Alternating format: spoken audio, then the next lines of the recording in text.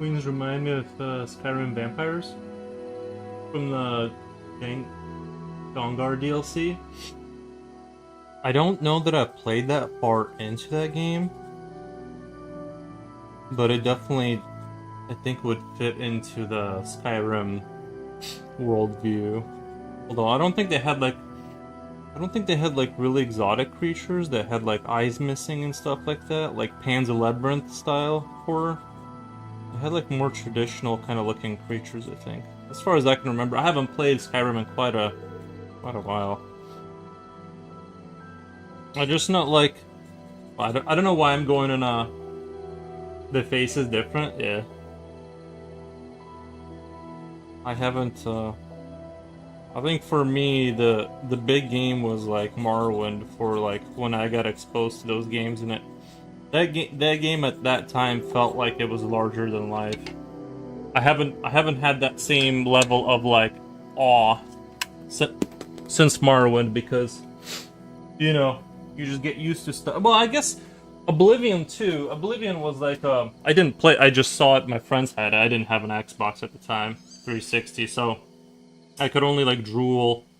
But it was a technical Marvel looking thing, and but I kind of never got to play that. Well, I did later, but you know the awness had expired by that time.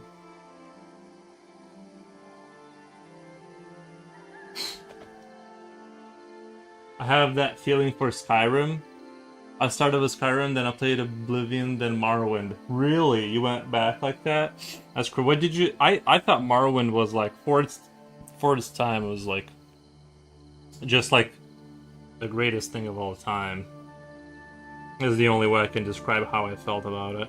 I didn't do well. I never like really. I got out of like the first couple towns. I think there's a nostalgia to it for sure. It is also I tried being responsibly free teenager. Responsibly. Uh, it is also I tried to be a responsibly free teenager. Right. No, me too. I definitely spent too many hours gaming and not enough doing things that would have been more useful later on in life. But having said that, I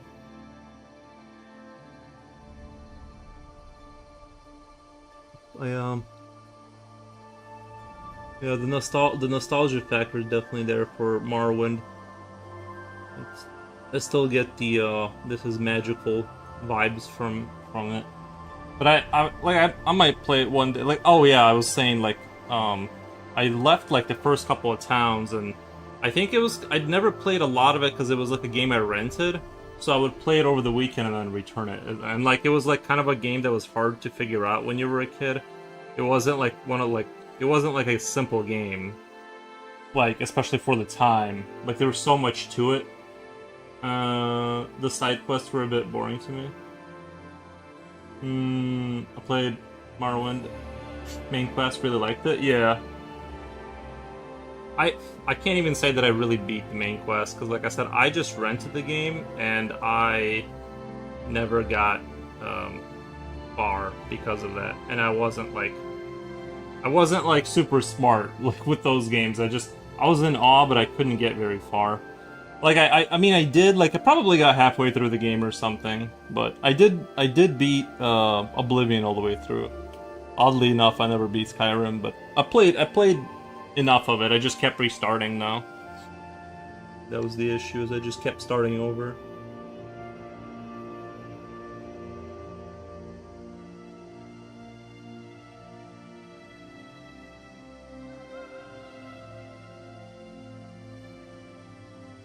600 hours in Skyrim, yeah. I was like that with some games. Like Total War was more of my like my chill and conquer the world kind of game. At some point, I just walked around the world and explored places I haven't visited yet.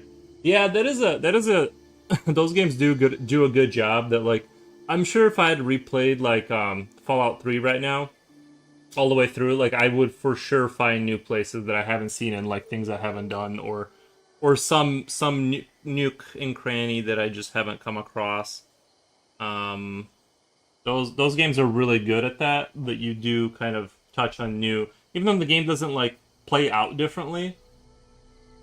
I didn't really enjoy exploring Fallout 3. What I enjoy, I did like it, to be honest. Like I thought it was magical. Like when you step out of the like the vault and you see that like the how the game opens up. Like as soon as you leave the vault and you see like sort of how vast like the distances are. Now a lot of that was like rocks and stuff. The quest for cool, but the world is green ugly mess.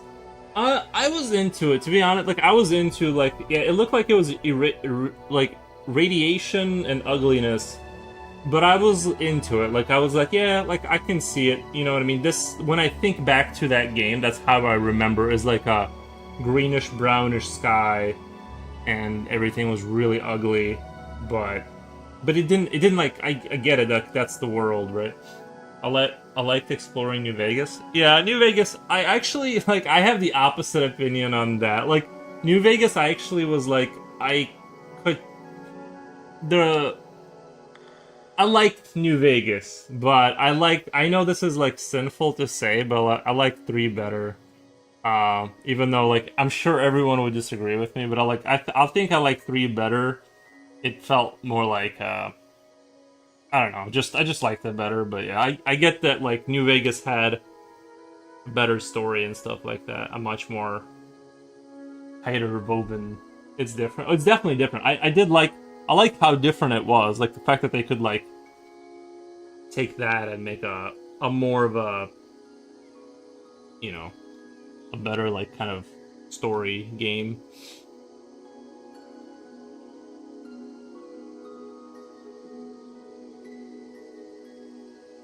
I hear that there's gonna be more. I'm still well.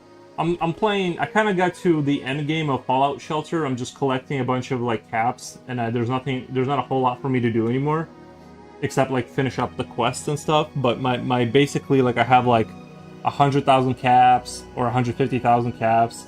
Everything's like almost fully upgraded. So like I'm getting to a point where I'm just like leveling the stats of all my citizens to max. I'm just creating like this colony of super strong people, and yeah, that's my only Fallout right now that I'm experiencing. I wish they had like Fallout, the phone game, and like it had like kind of lower end graphics, but like maybe more cartoony, and then you just are in Fallout world. You know, never tried it. I remember watching the reveal on E3 at the time together with Fallout 4. Yeah, Fallout. Yeah, they came out around the same time. I thought they were gonna. I thought it would have been really cool if they tied them in together. Like your main, like you find a vault that's tied to your phone vault, and you can like basically manage it from your phone. And then say you want to release people from there to help you, or just go to that vault to gather resources, and so whatever you do on your phone like reflects that in game. I thought that's what they were hinting at, or that's what I was like imagining in my wildest kind of dreams, and then it ended up being like not quite all that elaborate, but that would have been kind of cool to have like this RTS kind of colony management that's tied in with your main game. You know, I know I'm like spinning into like I'm kind of saying some really interest like that would be like really fantastical. It's the same thing as like when they try to do Eve Online and they try to tie in a first person shooter into that universe where people who fund the wars on the planets would be funding real money for the multiplayer battles to help them. So it would be like multiplayer matches tied in with the world, and I think they never could do it. Battlefield 4 had a commander app where you could connect to an online match and play as a commander from a tablet and like provide buffs and drops to real players in the game. Did that work? Like did anybody do that really, or was that like not a thing?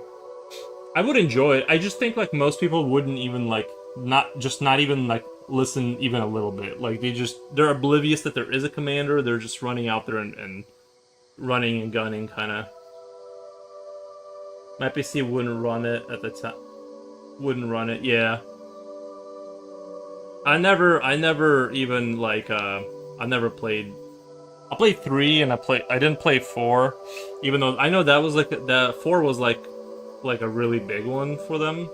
They had like the Levolution stuff. It was like that game was looked pretty cool. I was more of a Call of Duty fanboy. Like I just kind of liked the Quake style, quick twitch kind of fast TTK kind of gameplay of Call of Duty more so than like the Battlefields at the time. So I bought 4 recently, as it was 90% off on Steam, and it was not bad. But 3 was better.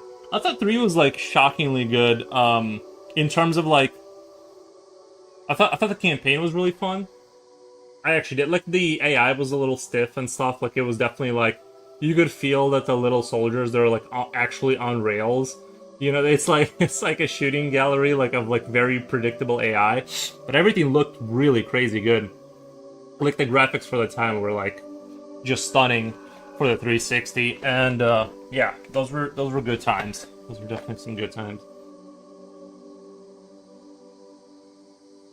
You could feel the 360 just huffing and puffing to get through the to be able to play 3. You could feel it because like the textures and everything, it was just so like the game looked so unbelievable for its time.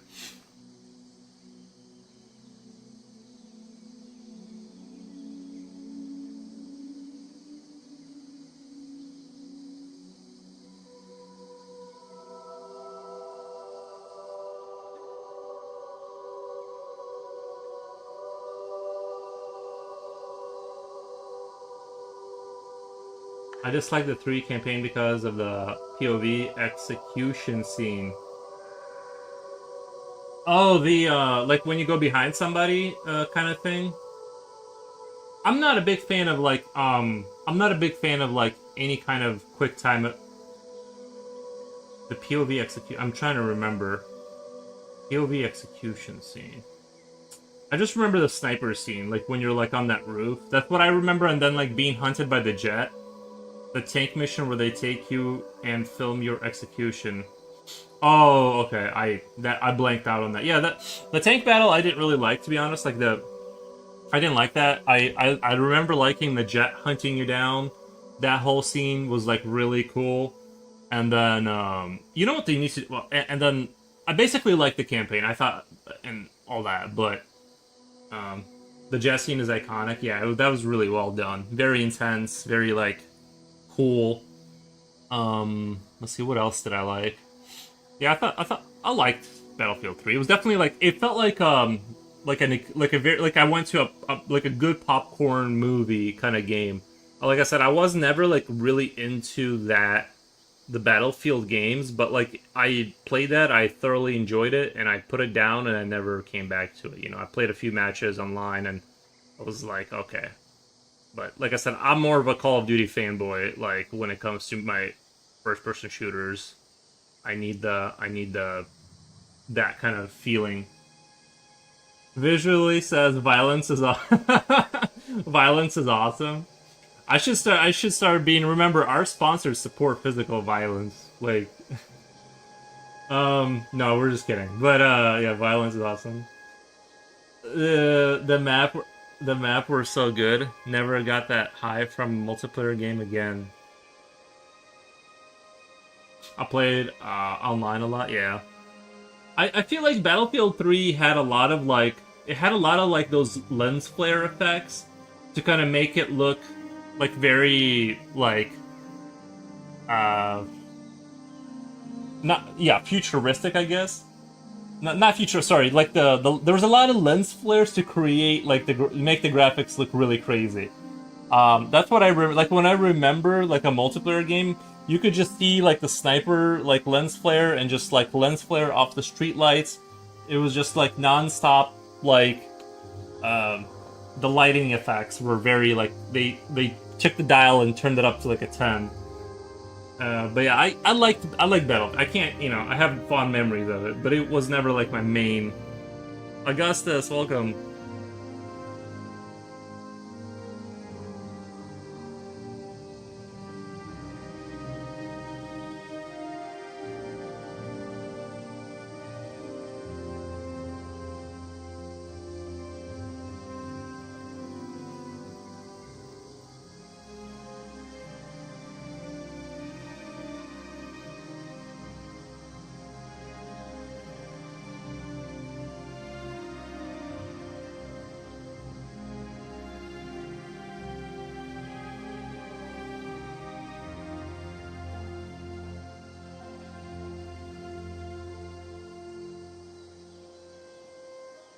No one played the best PvP game in history, movie battles.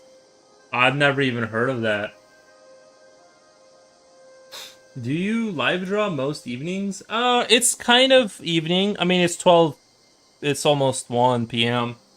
It's not really. I feel like evening is like past 5, right, or something. It's not really evening for me yet. It's more. It's more like we're not at the evening part yet. But yeah, I try. I don't know. I'm just doing shorter streams right now because I'm trying to push other projects. So I'm just limping the streaming along just because I've been doing it. So I just kind of jump on for a few hours and stream.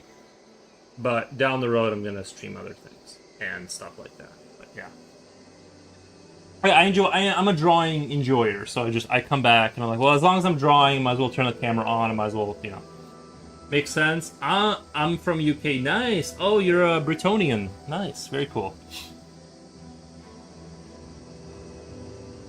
Englandian. We have other viewers from England too. I'll make sure to point them out when they get here.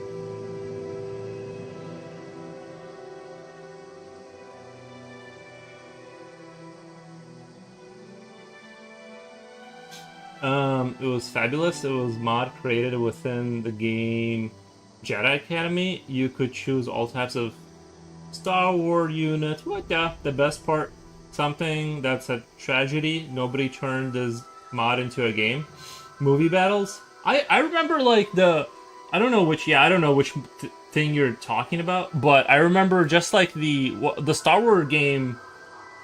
What was the one that they made, like the Battlefield Star Wars game? It looked great. It was like a battle movie simulator, like generator. If you just turned off the HUD and just had someone like following the ships and like the little lasers, it looked like you were watching a movie. Like the movie was happening around you. Like it looked insane. The level of graphics they had on like the. I'm blanking on like the which Star Wars. I think it was like Star Wars Battlefront or something like that. Two. It's like they just crammed in like the craziest looking graphics of all time. I really enjoyed. I never played that game, but like I said, I can like things and appreciate them and just never buy them. But I'm glad that it existed for the people who are the fans of that kind of stuff. So I'm happy you guys liked it. Battlefront, yeah, yeah. Battlefront was. I played the first one on my friend's like when we were kid. Like I would come over to my friend's house, we would play the first one, and you could be like a Jedi guy and stuff. And I would one game, you know how like if you like did well, you became a Jedi or whatever, um, or something like that. And I remember like I hit like the notes in the perfect like sequence, and I just ran through the game and became like the Jedi person, and just ran through his army nonstop, killed him, ran over him. Like it was just like it just kept escalating. Like once I was a Jedi, like because you know what I mean. Like it was like crazy town. But like most of the time he would beat me. But there was one game where like I hit all the notes perfectly, and it was like some kind of a map where it was just kind of like all one long hallway, kind of. But you were in. I think it was that map of like I don't know. It like had a Star Wars interior. I don't know. I don't know which map, but it was like I remember it being laid out as like a long hallway, and I just ran over them in like one game. But obviously, like I lost a lot. But I had like at least one really good game where it was just total domination. It was fun. It was. I like the perk. I like the idea of turning into a Jedi, just because of how the disbalanced it becomes to like.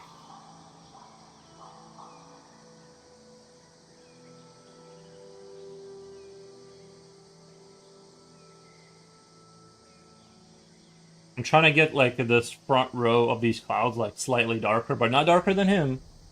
And so I'm like slowly going back to him and here and back and trying to like get these clouds kind of.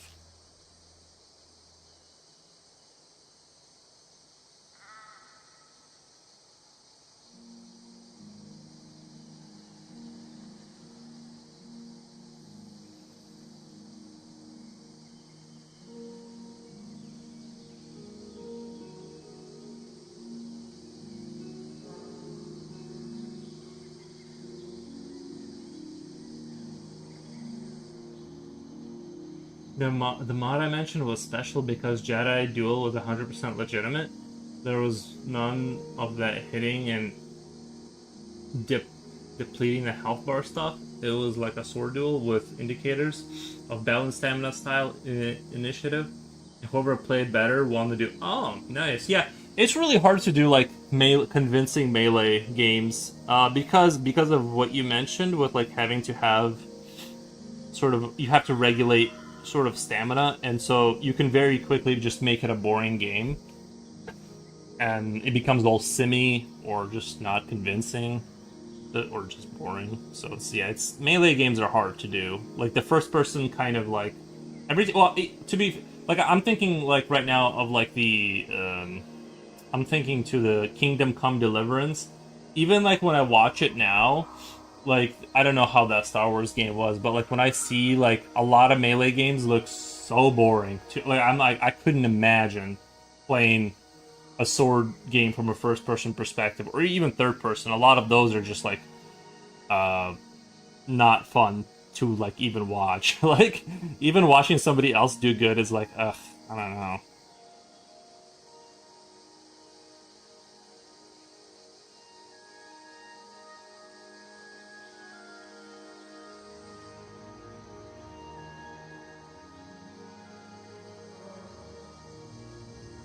I don't like this business of you throwing swords around like a pillow fight.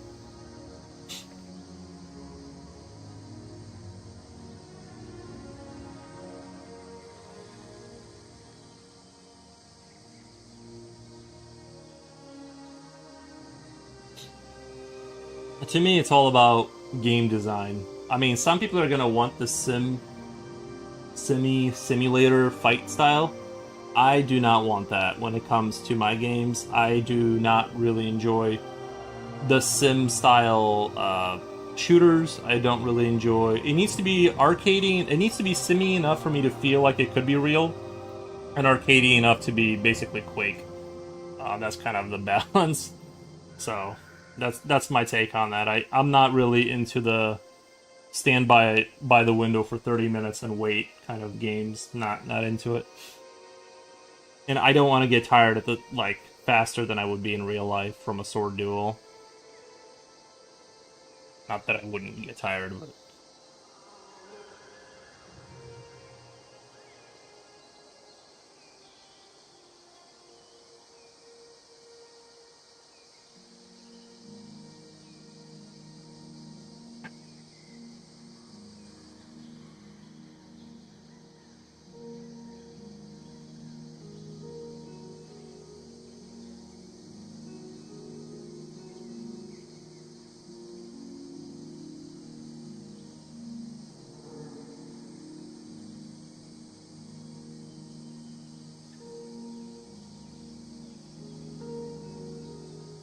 my favorite games, and I talked about this the other day. While we're on this gaming talk, the best games ever are colony sims or civilization kind of growth games. Those are that's where I'm at. That's what I like. I like I oh my god. I have such a good idea too. I was maybe should draw it one of these days to kind of give people an idea of what I'm talking about. Is you start off as a single like imagine Terraria style game, right? Like Terraria style, you it's side scroller essentially, but you there's like floating islands, and depending on Kulia, welcome, welcome. And so you basically have it's very easy at the bottom, lots of resources, lots of things to go gather to get fuel. You build a little ship that flies higher. You get to a higher station. You get your little guy. You meet new people. You get new people onto your ship. You have to expand the ship, more fuel, more resources. So you make like little farms, little house. So you like build. You kind of leap from island to island, building new colonies that support the infrastructure for further expansion into further territories, if that makes sense. And they're all economically. And I know I'm like really fantasizing here about like oh they're all interlinked, but you know what I mean. And so you build a little town, they gather the wood, the fuel, the supplies of food, and you kind of go. And so the fun thing, the hook is that, like, your little ship, if it crashes, that civilization is lost. Sorry. Ugh, Jesus. So basically, you go. Sorry, I was making sure I wasn't covered in drool there. But basically, you go and you fly around.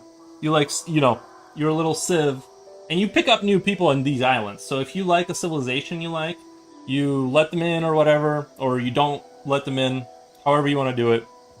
And some of them may just be outright hostile, so you have to like, you know, you know, come in there and just handle business. You build like your little town again. So maybe that'll be part of the challenge is like hostile islands. And then as you just go up and up and up. Eventually you get into like lower space atmosphere where it's really cold and there's not a lot of what a balloon with uh, propellers can do. You got to go into like thrusters, insulate your ship with like metal, and it's got to be pressure. Like it just keeps getting harder the further you go out into space, like towards space. That's sort of the logistical challenge, and you build increasingly more complicated supply lines and infrastructure to kind of. But if you crash, like if you run out of fuel to your next island, you just crash and like that ball with like 1,000 people on it gone. You got to rebuild. That makes perfect sense. I love the idea. Isn't it an awesome idea? I really like your idea of having NPCs and workers to work while you're elsewhere. They're working while you're elsewhere, but they're also like they're working in towns, but they're also working in the ship. But you are like a guy, like that is the main representative, and I'm not sure how I would handle that. Like if he dies, is the game over? Is he? Are you? Do you become an RTS kind of entity like in Age of Empires, where there's nothing representing you? You're just the guiding hand of the Empire, or like you're not a character in the game. And in this game, are you that guy that you initially start with, or is that a unit you control and you're just the guiding hand, right? Like that's something I can't quite process that right now. So we'll get there. I mean, this game is like pure fantasy, and it would be really hard to do. So I'm just saying that would be kind of a cool idea to do something like that. But the cool thing is your ship keeps getting bigger. You can have farms on your ships, but it's just more weight. The more weight you have, the more fuel you need to get to places, and you need bigger thrusters. So you can have like towns on your ship. It's just a matter of like how much do you want to burn through trying to get places, right?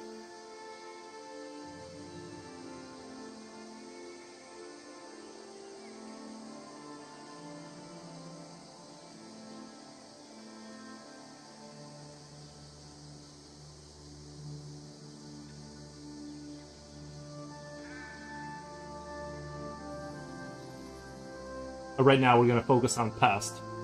I think I'm having a little bit of a breakthrough with my coding, and by breakthrough I mean like slow understanding of things.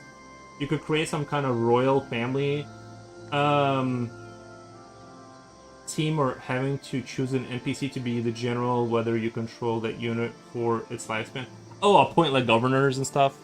Yeah, I mean definitely like that. I think yeah. I don't know. I'm not saying no. I'm just a little bit worried about scope. Like that seems like complicated. Now you gotta have governors. You gotta have a whatever control master for the ship and like a royal thing. Like it just seems like that seems like really complicated. That seems like that would be like if I went down that road. That's like a game you just make for the rest of your life. Kind of like a gnome. What's that gnome game where you like make a cave system? They make like gnome civilizations. And this game is like it's basically like the two guys have been working on it for their entire lives. Basically, I forget what it's called. It's like GNOME something, but they've been doing it forever, and now they have artists and stuff. But it was point being is like once you get into like that level of complexity, like those guys have been working on that project their like entire professional careers essentially. So that's the issue is like.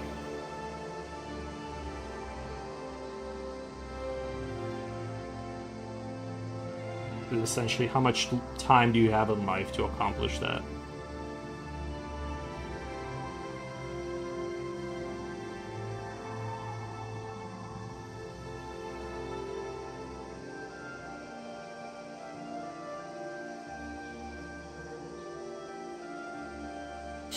But yeah, I like the idea of Total War where you have a family. all my family members died in Total War. Yeah, I never understood. Like, I tried to have them, like, I would marry her with him or whatever, and I'm like, have kids, let's go. And I thought maybe it's because I'm using them as generals. They're not at home, so they can't. I couldn't understand. My family kept dying out, and then I was like playing as the Vikings or whatever. I married another Viking family or whatever, like they intermarried from another faction, and then the ruling class of all my faction became them, but I was still my faction. I of course conquered them, but they were like it didn't matter. Their family was already like a different faction family was ruling over me because I just my people just didn't have kids. Like I don't know, they just never did.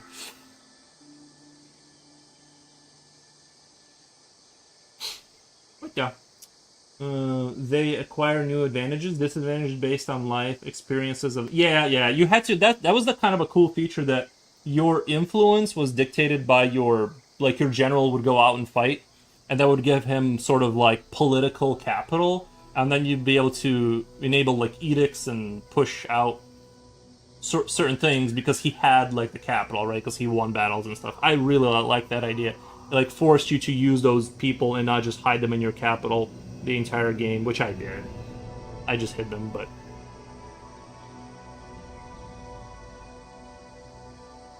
it's way safer. They just die. Slipknot fan, welcome. Good evening. Succession has always been a real problem in real life. Many mythical figures in history died without leaving heirs, from Julius Caesar to Napoleon.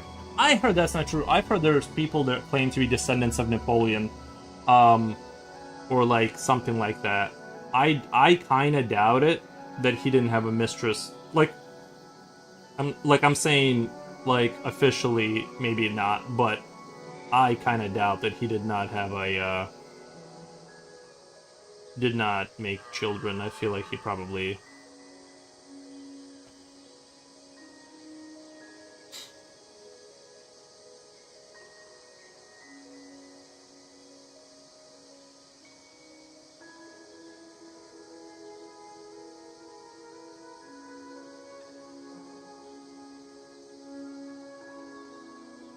made a bunch of little Napoleons. It's quite possible, but illegitimate children aren't taken seriously by the court. True. So true. Wonder Swan video was a great restoration, right? Wonder Swan. Yes. I'll be honest, I didn't watch it. I started watching it, then I got distracted. But yes, I'll watch it this time. Um, that's an interesting way of phrasing referring to illegitimate children as not being taken seriously by the court. Oh, you mean like in terms of them being like belonging to the family? I see what you're saying. Yeah.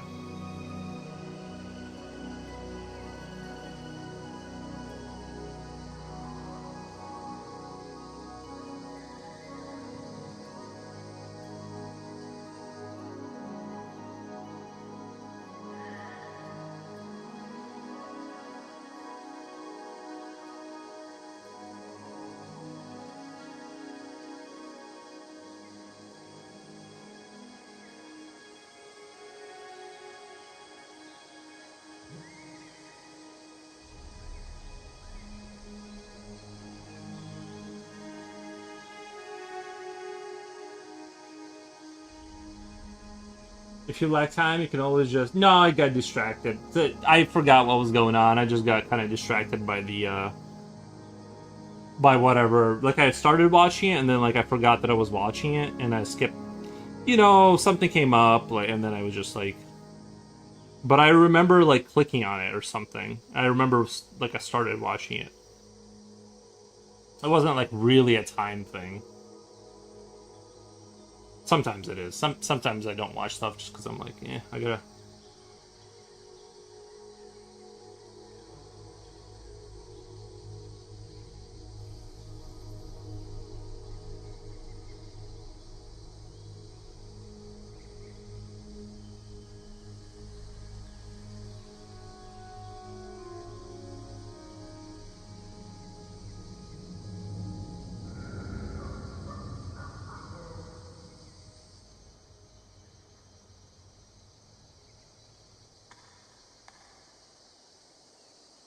The end result is hella fresh. Yeah, nice. In the old days, this was very serious. Sovereigns wouldn't let their illegitimate children into the house, and those who did were mocked by the noble. What the? A lot, a lot of that know your place sort of thing. Yeah, back then they were pretty brutal back then. I guess it makes sense. Like they structured their societies around like bloodline, because like if you needed a heir or whatever they called it to the throne, and then you need it. Like it was, yeah, like it was pretty. I mean, it's pretty brutal, but like that's how it was structured in a social sense. So, but yeah.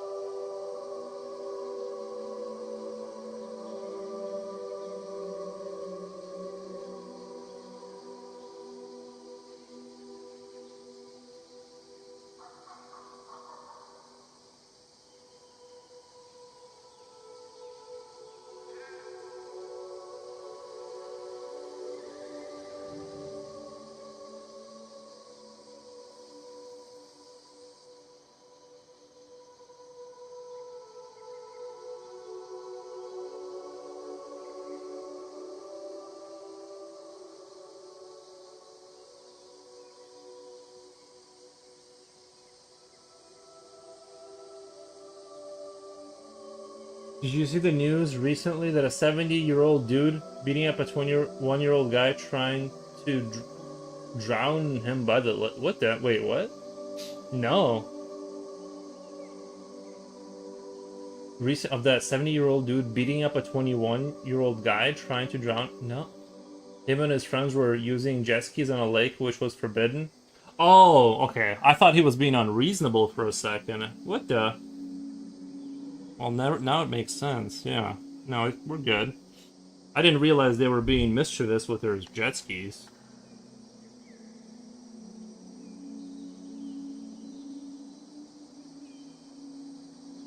I've seen a lot of videos like that where I'm just kidding, by the way. I don't know if anyone I was kidding, but I've seen a lot of videos like that where people had like they're riding dirt bikes and their trail goes through somebody's property and people will just go out there and like make a big fuss about it. Which I kind of get it. I kind of get it because the problem isn't just the noise for you, it becomes a legal liability.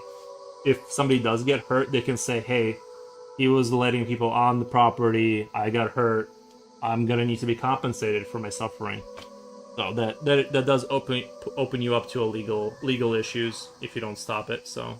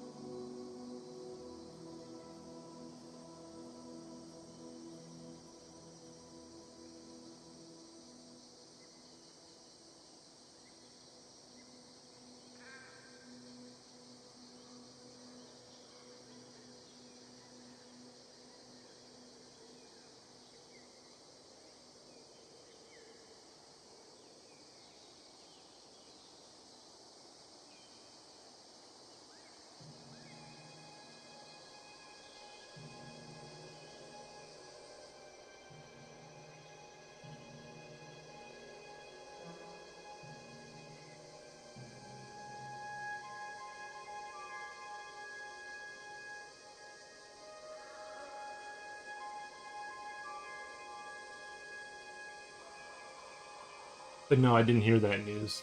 Hopefully everyone's all right.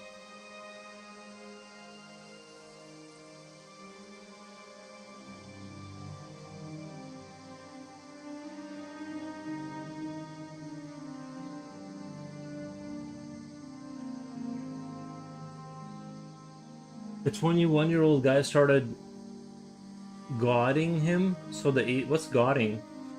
Is that like a British term for like being disrespectful?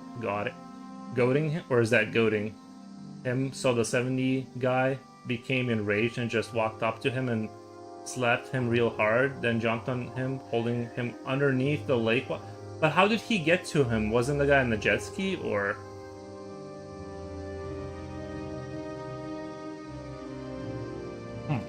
Interesting. Well, I hope they resolve that issue.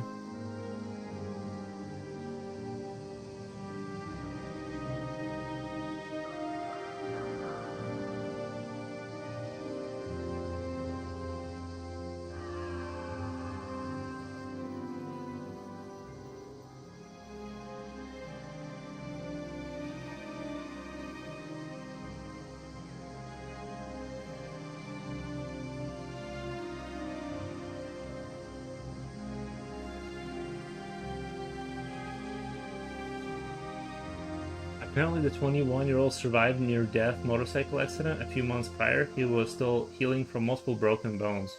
Wow. Yeah, motorcycles are super, super dangerous.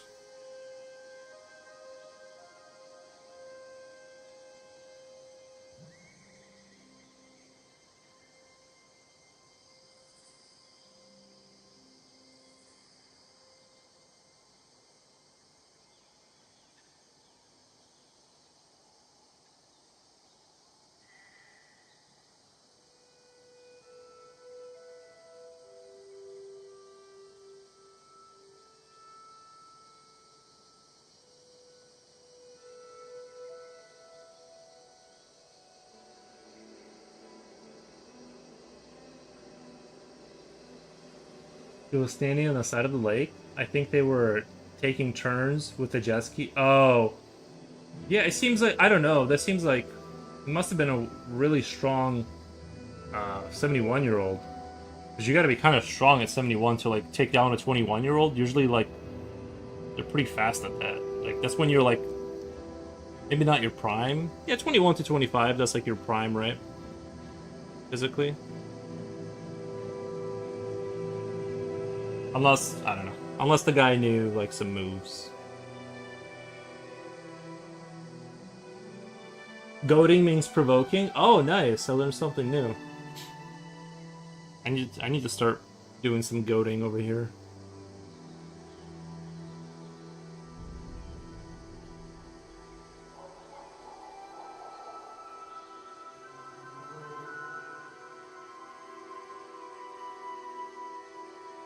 Seventy-year-old was a beast. Yeah, sounds like I haven't seen that video. I'll need to check it out. If it's really big, dude, yeah. Don't post it in the Discord if it's bad. Like if it's like if it's not family friendly, don't post it in Discord. But maybe I'll check it out. I foresee a resurgence of a new era of violence. What the? People are getting tired of insane people. What the?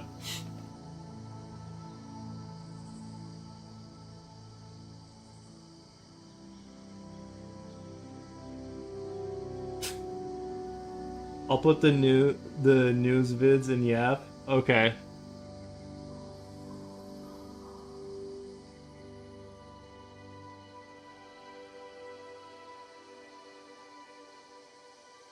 I just don't want videos on Discord of people being drowned. So I just want to kind of not have that content on there.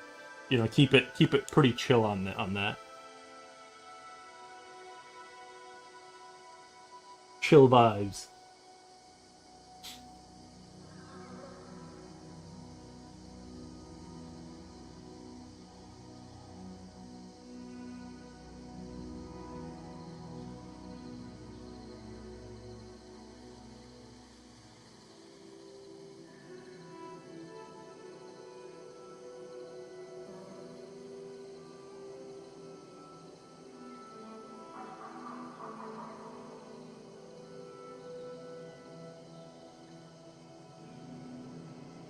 It's funny, like no matter how much darker I get this over here, it doesn't look darker. Like it's actually like it's not super dark, but it's darker than what it looks like on the camera. It's like doesn't even show up almost. I'm trying to get this like evenly dark over here.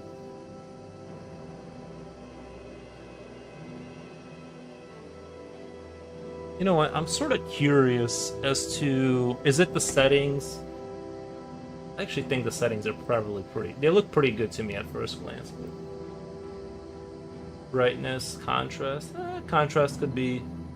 Is that too much? I think that's a little too much.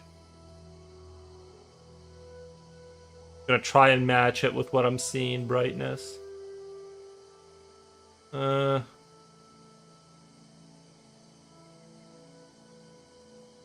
Saturation. A little bit more. Maybe like that. I don't know. I think that looks good right there, right? That looks pretty sharp right there. What the? Pineapple Express vibes? Yeah.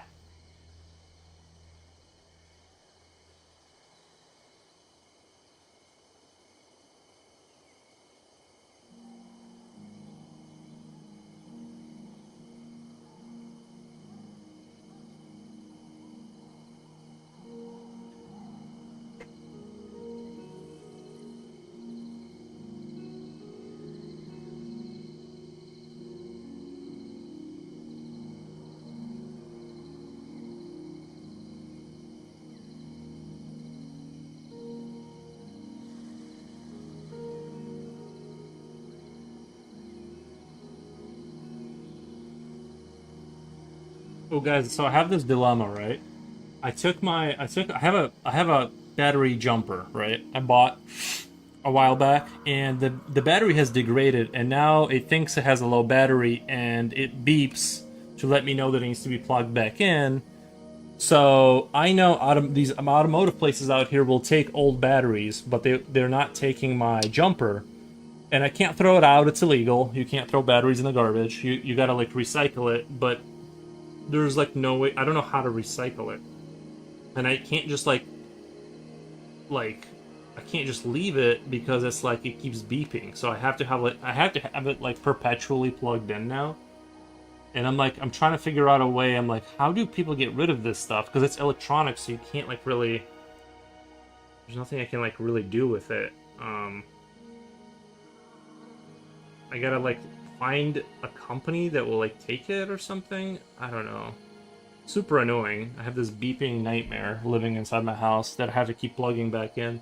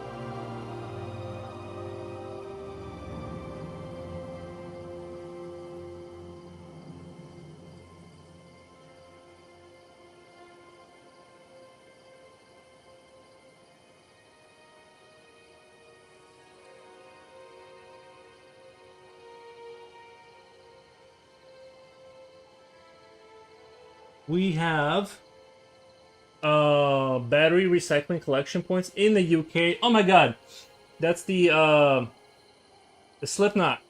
The other UK person is here, and vice versa, by the way. It's the meeting of the Ukrainians in the same lobby. Did you guys know that? You guys are in the same country right now. Well, at like supermarkets, outdoor shops, etc., or for bigger, you can take them to the tip, and they dispose of it.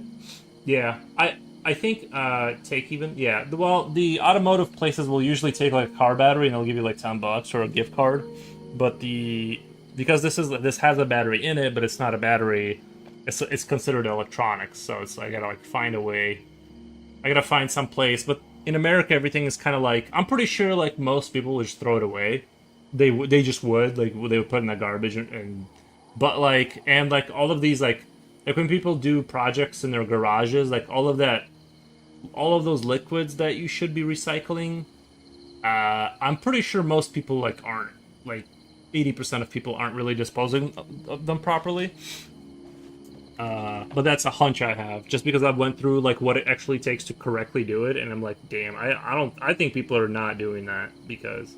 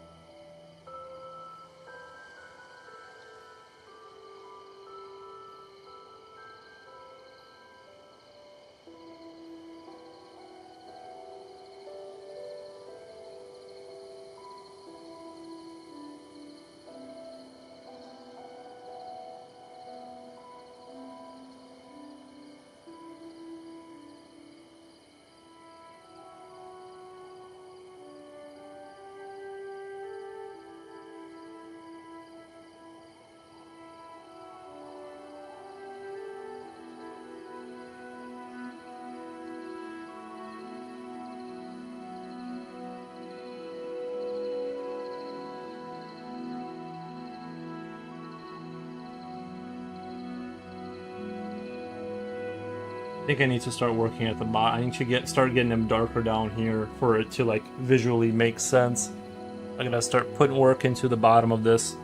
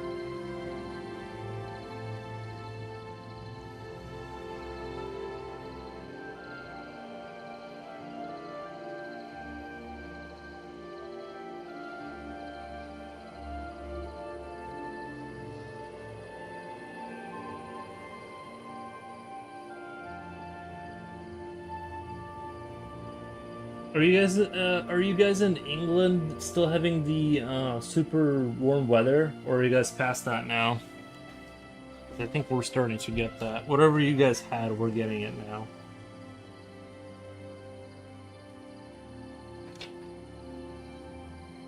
It's going to be 32 Celsius today.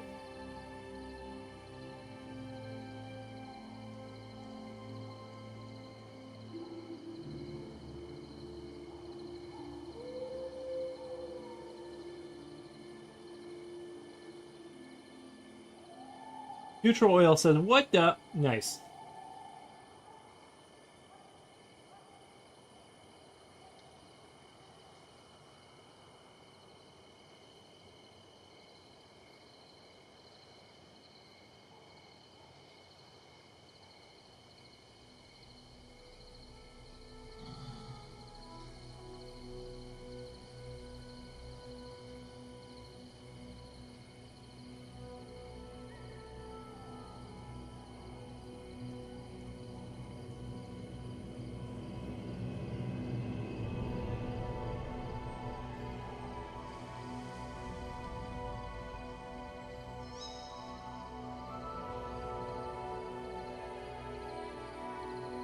Here in Brazil, we've only had 33 days of cold weather, completely out of season. Wow.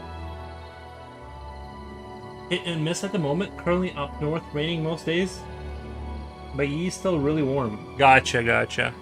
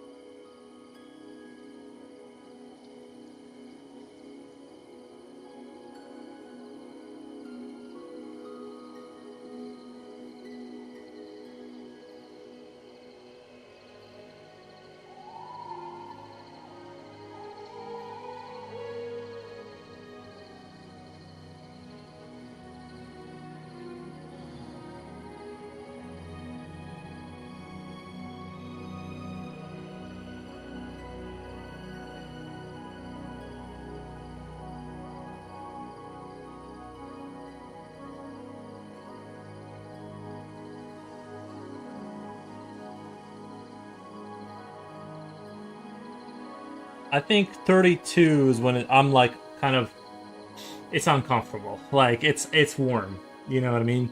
The air is warm coming in at that point. Like when I'm breathing it, it's noticeable.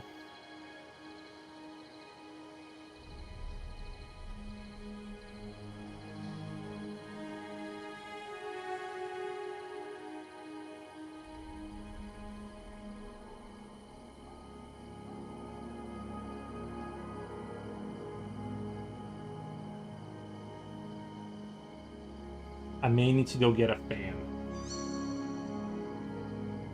It wasn't as warm an hour ago. Like the temperature definitely it's horrible, especially above 32. It's death, bro. I feel the death. Yeah, it's you can definitely. I mean, I remember one time I was in my garage working on something, and I felt like I realized I was getting cooked out there. Like I needed to go back inside, and like it was too hot. But I know people that like they lived in Illinois their entire lives without air conditioning, and they just didn't have air conditioning. You know, just fans and stuff. They just thugged it out. They never even considered buying air conditioning.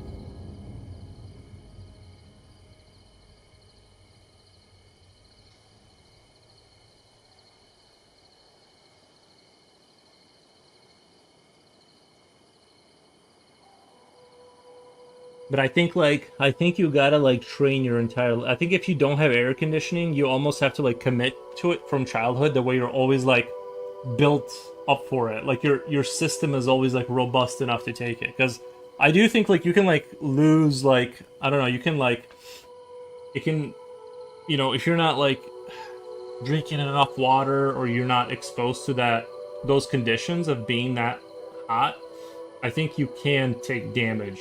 Like it's better if you just kind of keep it going because it's like you're in a sort of light sauna situation.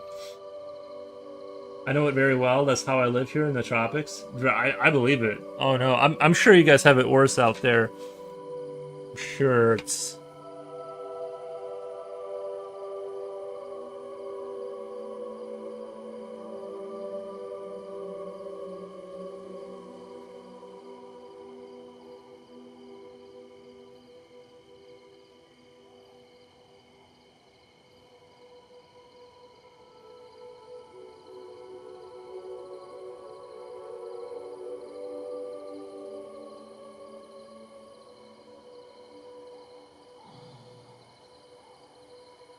my little fish tuna can turned out to be like one of the best things I ever did for myself. Is that a fish tin? Yeah. Yeah, it's been in service for quite a while now. I'm sure the regulars recognize it. But yes, that is in fact a fish tin. I washed it out. You know what I mean? I gave it a good rinse.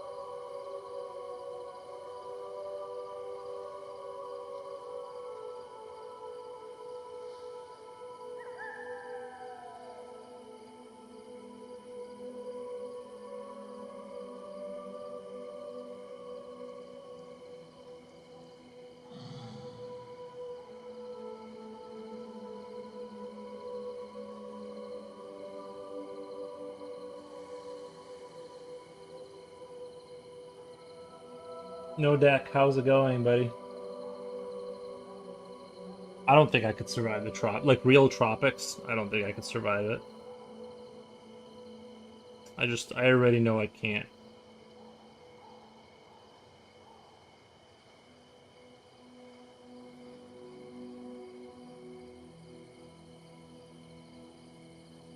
I've seen those shows where they take like the random city people and they put them out there, and then you gotta do like the survive whatever, however many days, and everything's like wet, and I'm like, I don't like really understand how you can like uh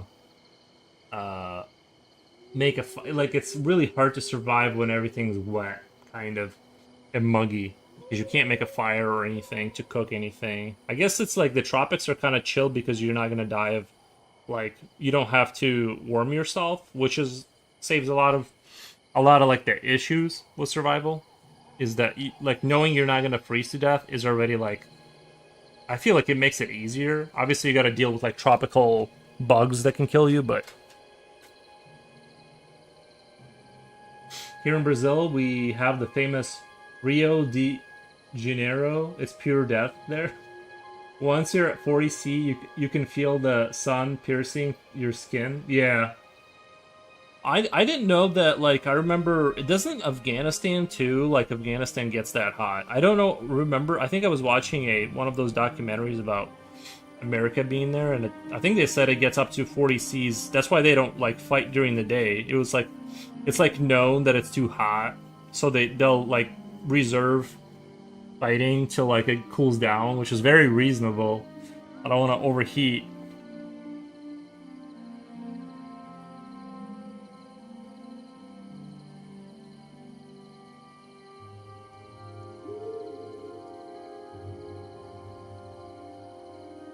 Speaking of which, let me go get some water really quick.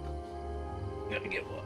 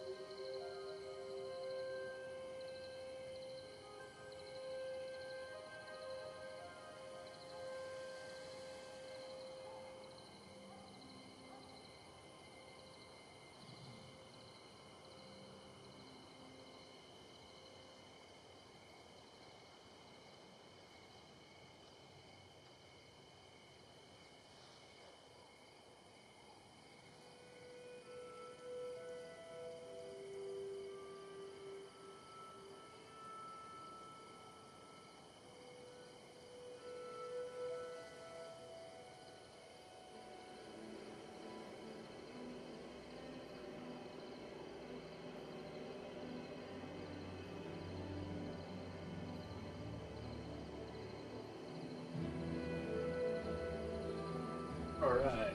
Sorry about that. I had to just get water, walk around a little bit, open some doors. Even though like I'm gonna get bugs in here, I still rather have the air move.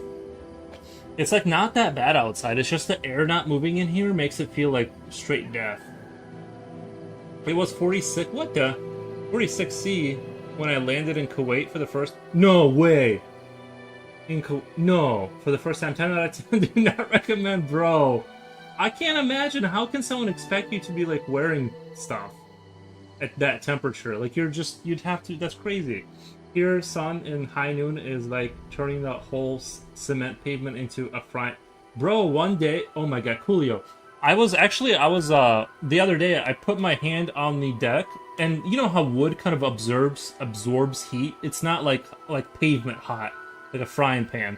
And it was hot. Like I could hold my hand on there, but it was definitely like burning my hand. Like it was very, very uncomfortable. And that was just the wood, and wood, you know, it kind of. I mean, it's my deck is kind of dark, but so it's not like light wood. You know what I mean? So it does kind of have a little bit of heat holding, because. But anyway, I was very surprised at how hot the deck was. And it wasn't like crazy hot or anything. Like it wasn't like, you know, some crazy hot day. It was like a normal sunny day. Pure death, nice. Sun death race to cleanse your soul. Yes. I've never drank so much water in my life. Wow. No, I've never. That sounds crazy. Somebody says Curtis Harrison. Is that Kurt? Is it Kurt is Harrison or is it Kurt-ish Harrison? Oh, there's wind coming through that window. I might have to close that door so my model's gonna get blown over if it gets too windy. The inspiration for this piece, I just like to once in a while I like to draw like the winged kind of creature with a sword. It's like a thing I keep coming back to, and I want to do. Once in a while, I'll just kind of redo it and just see what I can do. This time I actually wanted to do something a little different, but it kind of went into this gothic kind of. Curtis Harrison. Okay, I thought it was okay. I see. Thank you for the correction. Yeah. No, I just like to draw, and like the no eye thing is just I just throw that in there sometimes because it's like cool to not have eyes, but yeah, I don't know. I can't really say. I just wanted to draw. I just had like this. I was sitting there and I had this vision in my mind about like drawing a creature with like its arms out like this and having bat wings. I just like to draw bat wings, kind of related topics. And I think they're getting a little bit better, but they're still a little stale, to be honest. They're still not like. This one turned out really good. It's got like I'm gonna do like that little bit of a dome thing, kind of like it's curved. That one's looks interesting. This one's a little flat. I should have probably moved. Like I probably should have thought of it. Like I didn't think of it as a thing that's rotating, and so it looks flat there. You can kind of tell the flatness. You know what I mean? But it looks fine.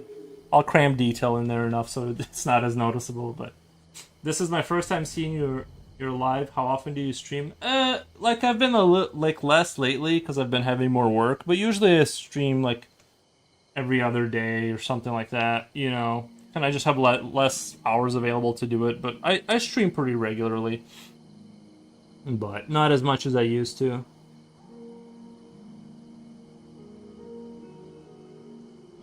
I'm just surprised YouTube recommended me. Like, I thought YouTube just gave up on recommending me to anybody. So, I do appreciate that it's still trying.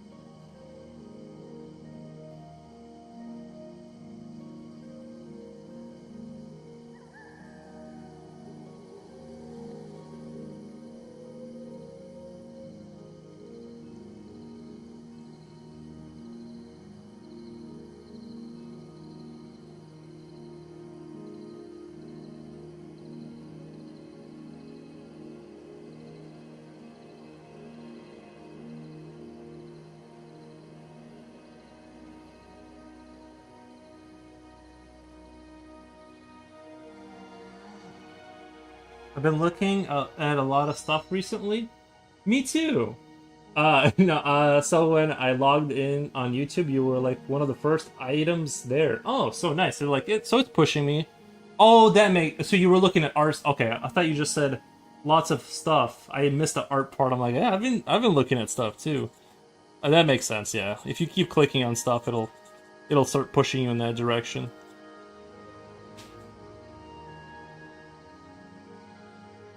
Sorry. I opened the door to let the wind in, but now the wind is knocking stuff over back there.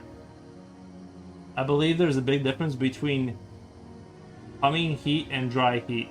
Oh, humid heat. I've never experienced dry heat, so I can't say for sure.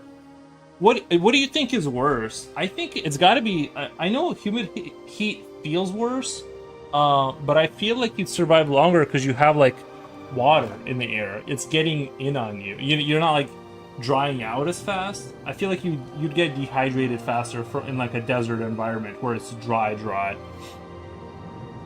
Pretty cool work though. Definitely, Sabine. Looking forward to more streams. Thank you. Thank you.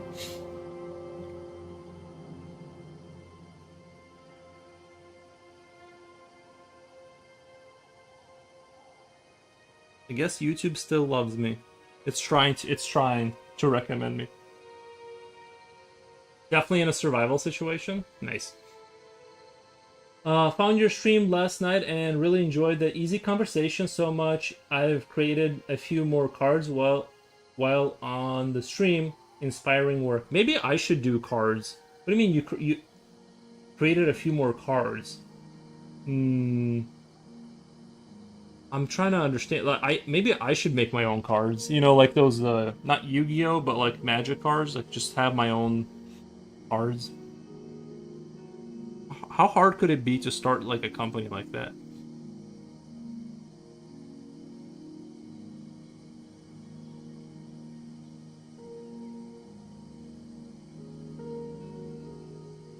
There are gonna be collectibles that you can play with, you can have battles with.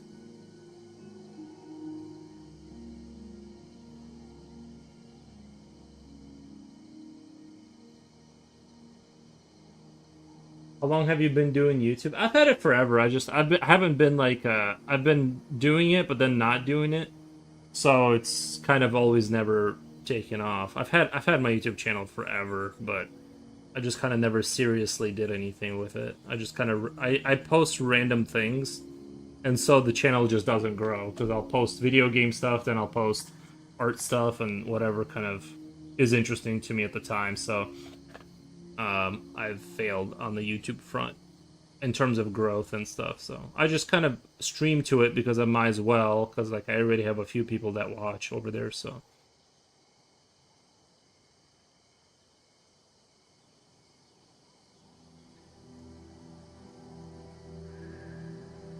I've only ever cost YouTube money.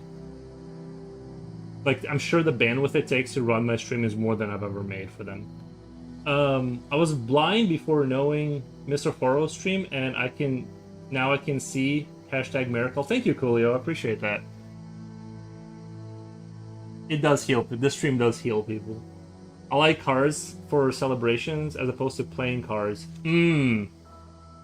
Cars for celebration. Well, I'm just thinking. I'm just thinking for the like a strategy for the future. Like, why would people just buy like cards? Like, right? They have cool artwork and then they have a description. But if you add something to it where you could like play with them, like a Magic, now there's like a reason to go get them.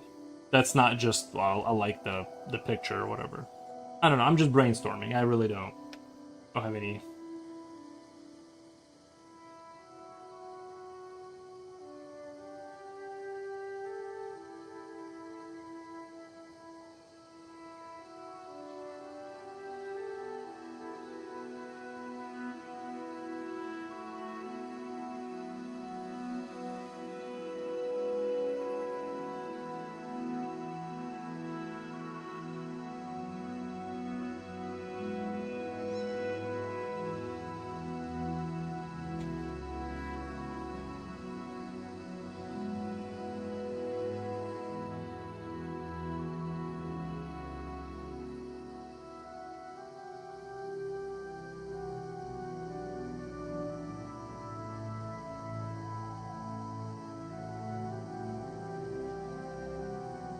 You mean like ACO cards? I'm not sure what ACO cards. You know, like Pokemon cards. You can play with them. Like you battle people. Shit. Oops, I broke my lead.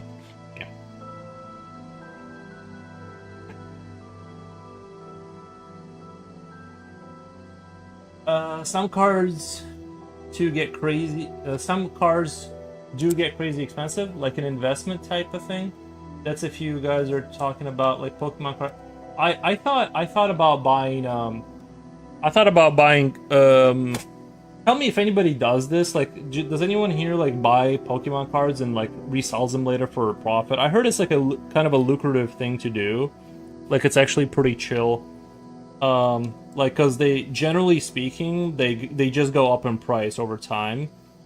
And like, if you just have time and money, like you just buy like a couple big box sets, sit on it for 6 months to maybe a year and a half, and like you're gonna make more than you'd make in the stock market essentially, for the most part.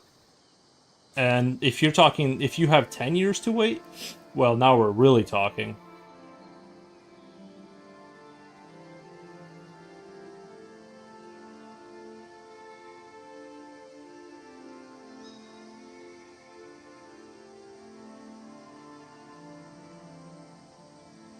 But I heard those card trading card things, they like beat the stock market, like, or S&P 500 like regularly.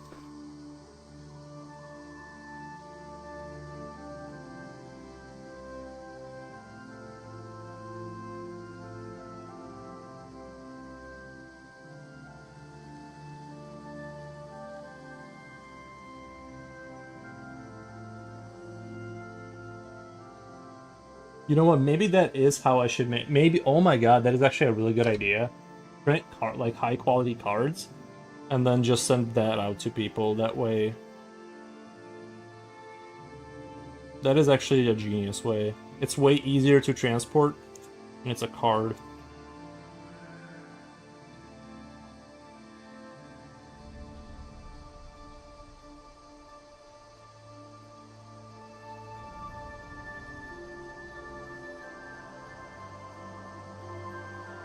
I'll play games and watch the shows, but I never really know which cards are big money. I used to play back when I was younger. Bro, in high school, I there was like it was big. Like it wasn't like everyone was doing it, but for the people that were doing it, it was like even my high school, they had like like big like I'd say 20 people after school consistently battling, you know what I mean? And they knew what was going on and I don't know. I never like I just observed it from the outside. I never got in on it, but in hindsight, looking back on it, I should have like leaned into that. I just didn't. I just thought it was like a way to be. I was just like, I'm like, dude, like, I don't know. It didn't seem. Let's just say like like looking at like that scene, I was just like, there's no future in this. Like, these kids, like, I need to not be part of that group. So, like I liked it. But I'm like, I need to stay away from that. But but like I didn't realize like I actually there was a future in it. In terms of like buying, trading stuff. Of course, some people made money in tournaments, I'm sure.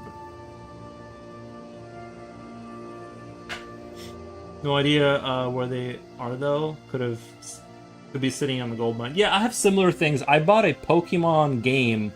It was from a hardware store many years ago, and it was like it wasn't like a Pokemon cards like you're thinking of. It was a board game, Pokemon. It had chips and it had like this road or whatever. I forget. I never like knew how to play it. I just bought it. I looked at it, realized like I wasn't. I'm like, oh, I don't have any friends. I can't play it. Put it under my bed. Later on, it turns out it was like a limited print game, and so it ended like now it costs like a lot of money, but it's like so rare. I just happened to find like one of 10,000 they or however many they printed, and it's like a super big collector's item, especially if you have everything. Yeah, it's so I and then they showed it, and I'm like, I had that. I just didn't know it was going to be worth anything, so.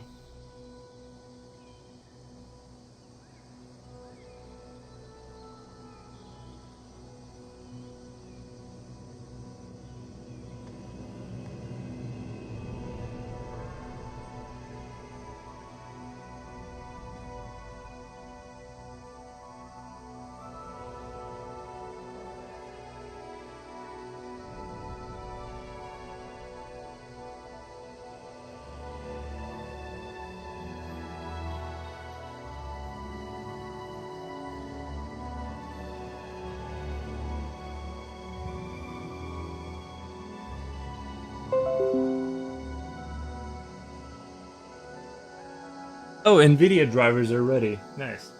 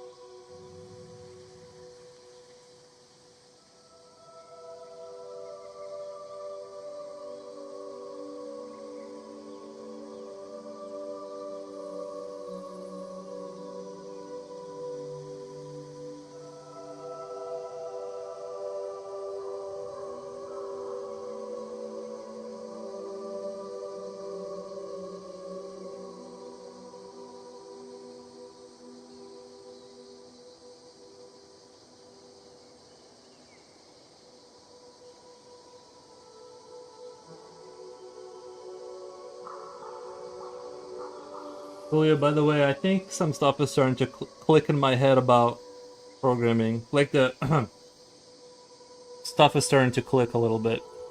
I think I'm at that precipice of being able to like grasp enough of it to where I have like a little corner that I definitively like understand that I can grow out of, if that makes sense. And it took an embarrassing amount of time just to get to here. So, to be in my defense though, I'm really bad at stuff like this, like the sort of the logic kind of part of my brain. It's like I'll remember something, and the next day, it's almost like it just gets perfectly wiped clean, and I like relearn it multiple times until it like catches on and sticks in there. It really, my brain loves to delete information that I want to not be deleted. This creature looks like some dude from a Souls-like game. Might give you a quest. Might absolutely wreck you. Yeah, yeah, he does have that energy. I mean, he definitely looks like villainous. He has the villainous energy, right? Like an ominous presence. Like a Dark Lord kind of a. So I don't know. I like the way he's turning out. I was thinking about getting rid of. I really don't. The second piece here. I think this first piece works, and I don't know. I thought it'd be more cool to have like a more elaborate thing going on here, as like this kind of complicated belt thing. But in hindsight, I'm looking at it now, and I think it might be better just to like do the back, like the caved-in back, like this. Um, and I could be wrong. I don't know. I'm just like looking at it now, and I'm like, it's gonna be a lot of work. It's like kind of taking a few steps back because everything's shaded in here. But I'm not digging this. Like, there's no reason to have so much weight back here. This, like, I like the idea of him being able to like lean back, and the thing is like leaning back, and it kind of emphasizes the back, and like, but it's just kind of like the double thing. Kind of, I'm not super sure about. So. I'm gonna go ahead and erase it. Like, yeah, and then I'm gonna kind of go, like the back is gonna go like this.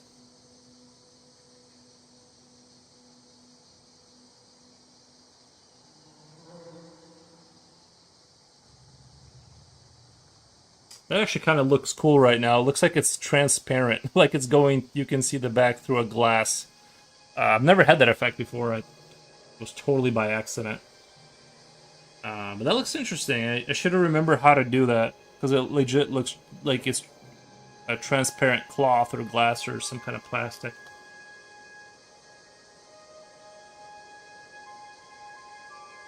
Only you can know. I think it's great. Yeah. I think I don't want to create solutions that are complicated and be like, well, I don't know what to do, so here's more complexity. That's what I'm trying to avoid. You know, I think that's like my usual go-to is like, cover it up with more complexity and it'll look awesome. And it sort of does work a lot of times. Just detail slop. Like, you know, but I'm trying to like, be like, what am I trying to show here? And I'll still have some armor plate here on the small of his back kind of thing, but it'll be more.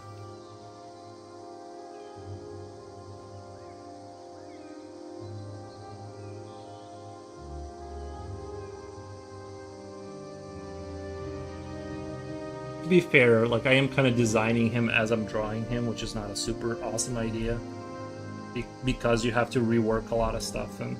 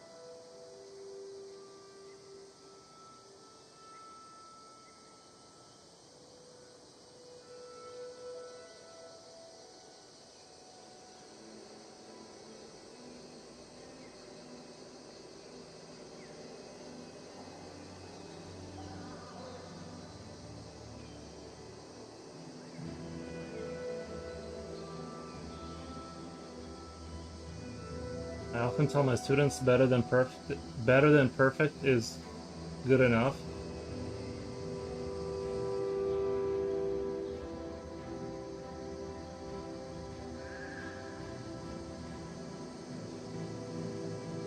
I'm afraid to have students, honestly. I don't want to I don't want to teach them wrong things. Part of it is because I kind of just drew my whole life, so I kind of got here. A lot of it was just like drawing a lot and instinctively kind of understanding things without being able to like uh explain it. So it's kind of like I don't want to like lead you down the wrong road there, bud. I you know what I mean? I don't want to. I think it's better to like learn not with me.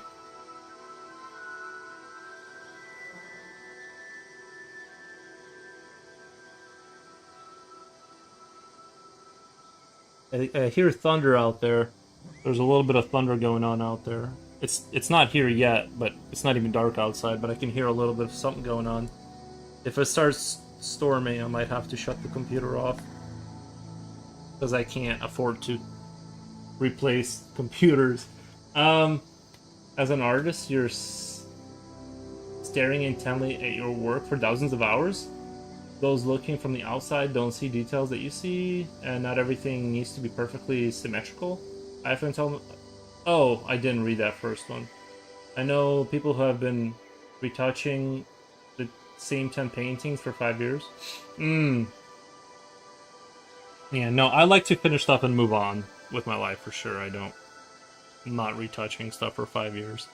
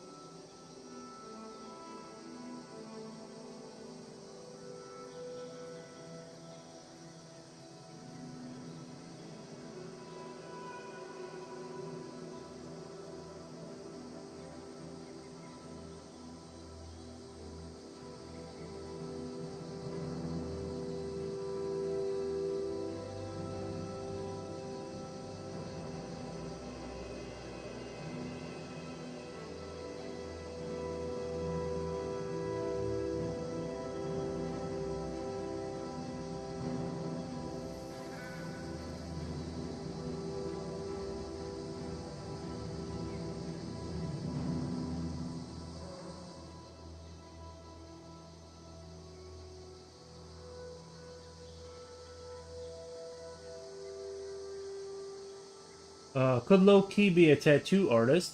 I can see this being part of the sleeve. Um, yeah, probably could. Some of those guys are really crazy though with how they render stuff. Like their stuff is really, really good.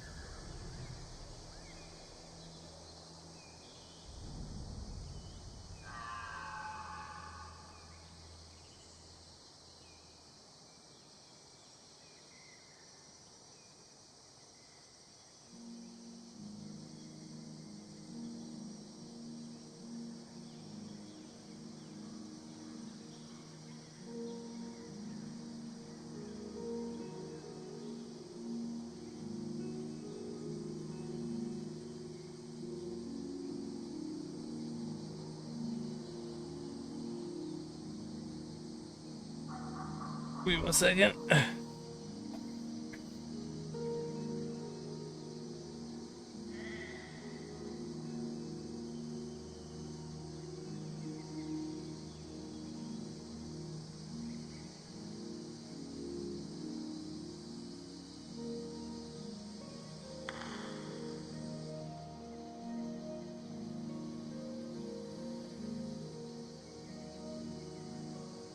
The outside ain't bad. It's nice outside. The air is moving outside. The air outside is moving pretty good. It's actually nice out there. It's just in here it's bad because it's and get the air to move.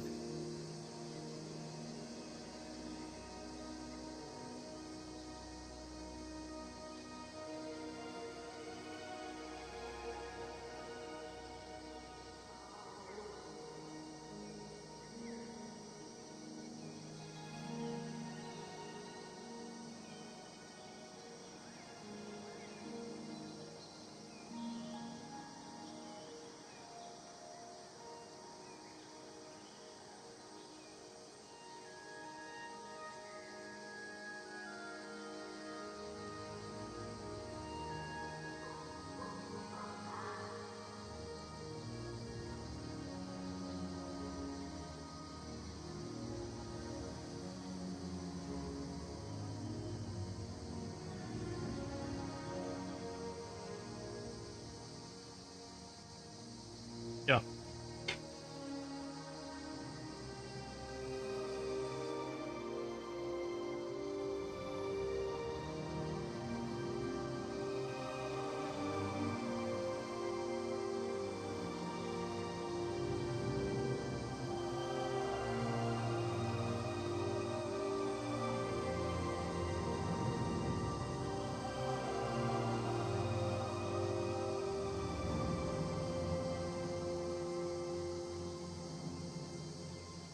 I think that it's gonna do a little storming later today, though. I can see the wind is like giving it away. The wind is a little too playful. It's like it's gonna storm.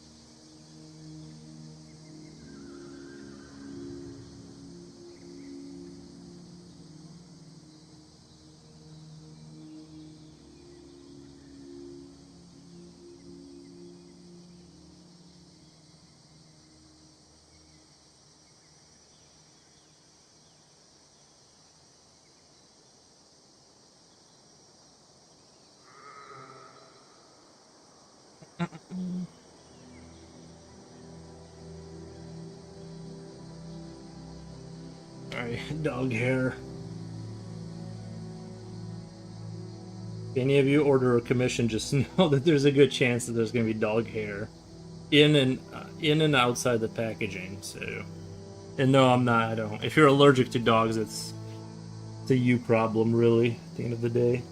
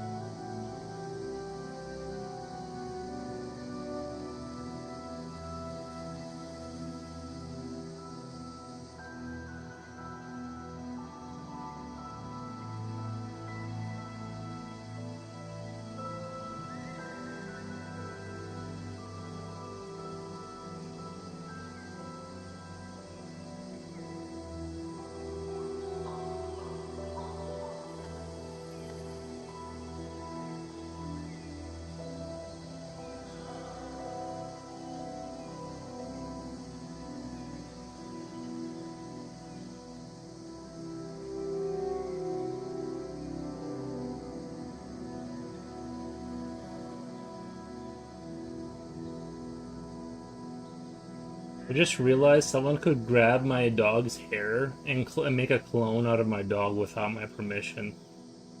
You know what? Now I'm gonna be really careful not to send out dog hair with the packaging. Can't trust you people.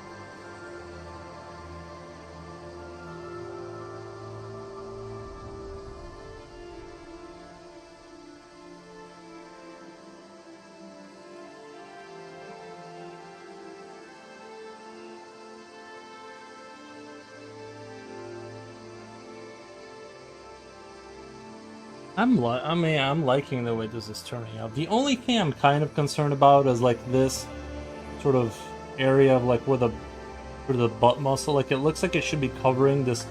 This should be like if you're sitting on your like heels, right? Like when you're like, you guys ever sit like the way the people sit at the monastery where they're like on their like the balls of their foot, but they're like heel is like tucked under their butt. Like this should be kind of underneath this. It feels like because you'd be like resting on it.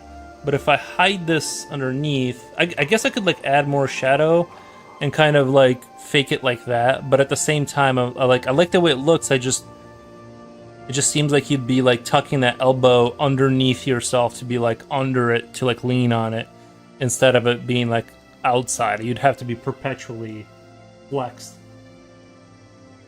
Send that clone my way. No, I'm afraid you guys are gonna clone him. I don't know. I'm not gonna clone my dog. What the? I don't have the money or time for that. But he's too he's too precious. I can't. There can only be one Ares.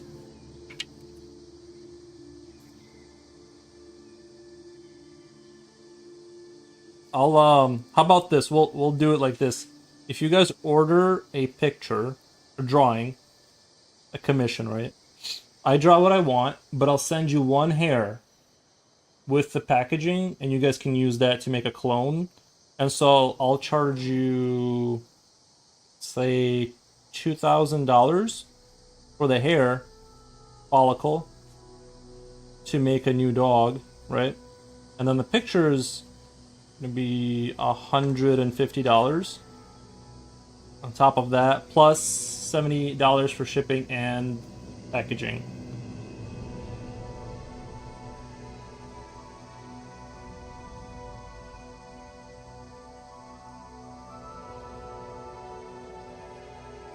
Sounds like a good deal to me.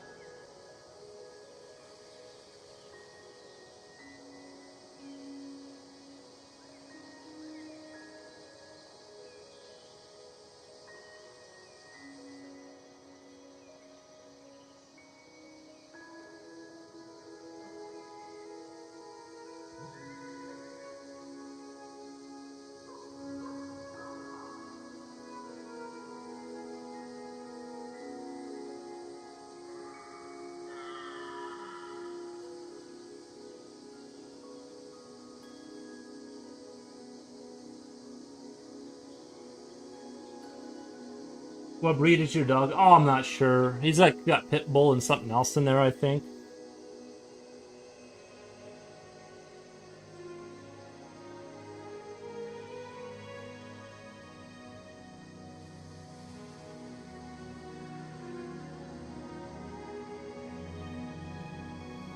I don't know if I hallucinated that, but I could have swore I heard like chirp.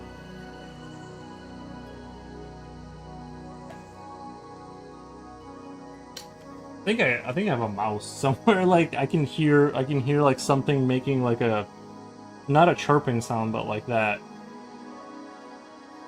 Might have to get some. Might have to get some Inti Mouse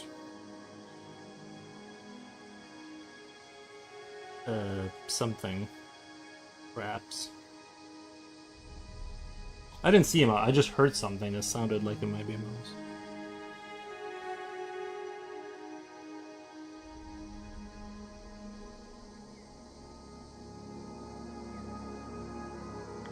But yeah, my dog is like a pit bull, and then he's got a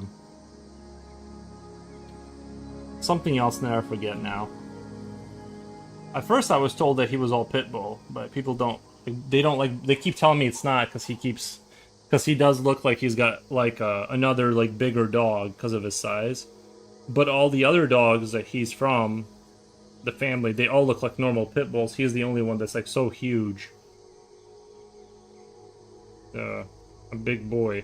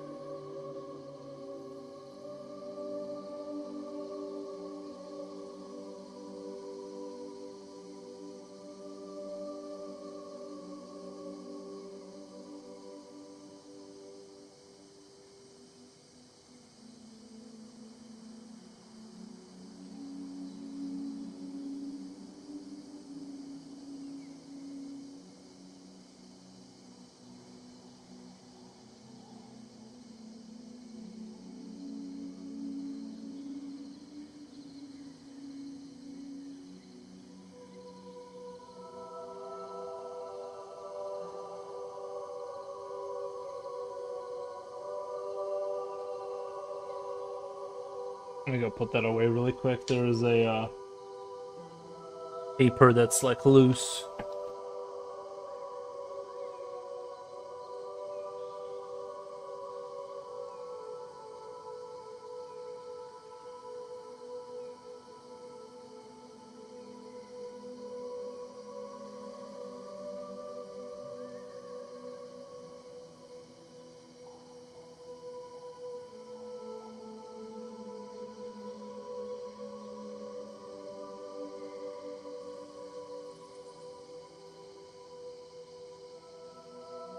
Sorry guys, there was like I opened the door and then like all the paper got. I might have to start thinking about putting that air conditioner back into the. It is getting pretty warm these days. It's mostly for the dog. It's gonna be in my bedroom for the dog. At least during the hot part of the day.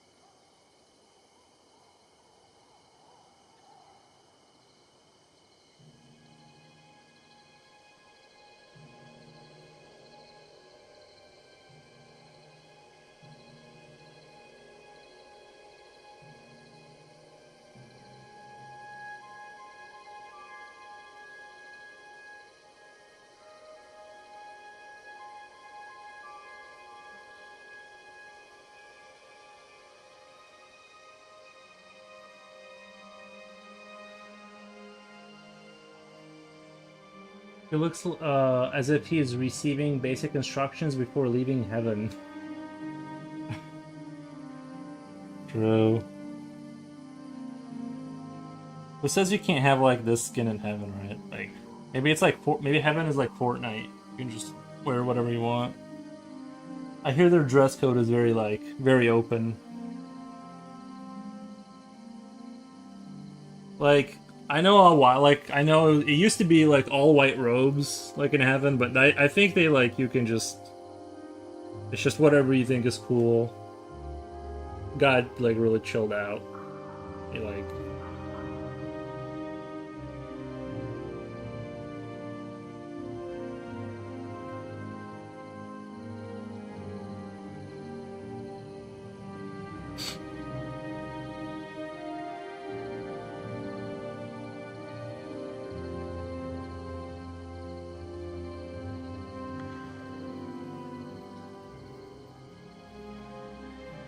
I swear when I go to heaven, I better not be stuck like playing an instrument. Like you know how they have always have like the that big harp thing that somebody's playing on.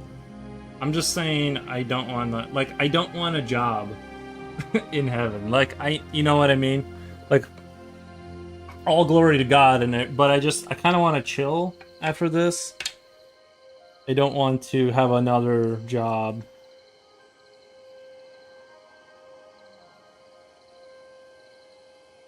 I'm just kidding.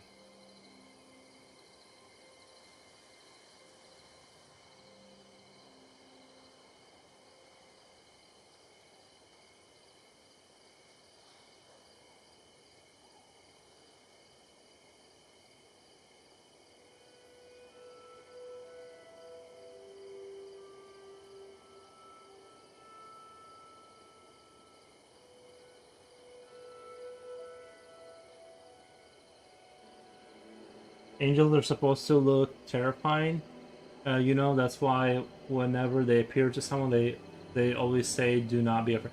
I have seen that the actual biblically accurate version of angels is not the man with wings kind of an idea. That was like a medieval kind of interpretation for for whatever reason they thought that it looked like that. I did hear that the true angels were like very scary.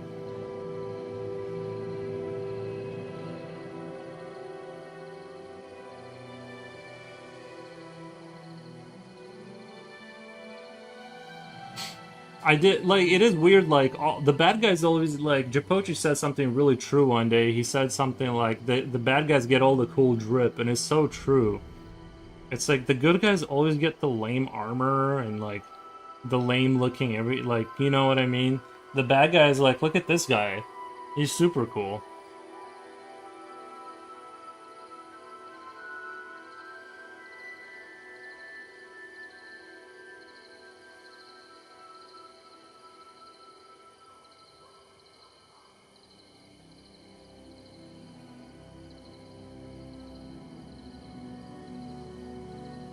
But yeah. Future Oil says, "Are we winning?" I think I feel like I'm winning. Yeah, I feel like I am.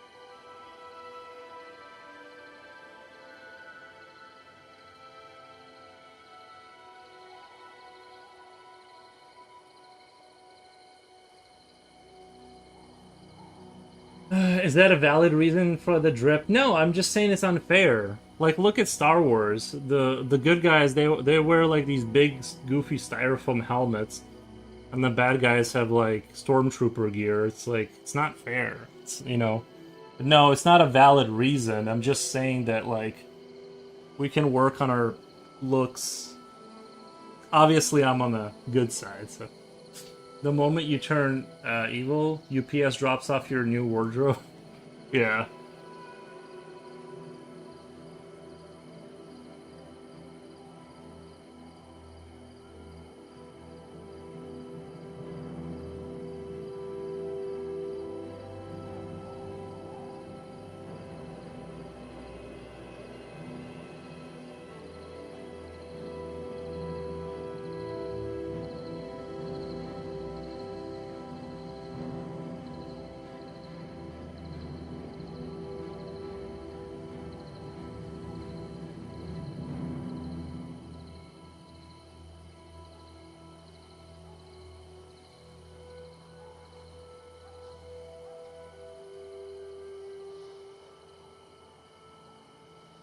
Just imagine you die and go to heaven and everyone is always happy forever.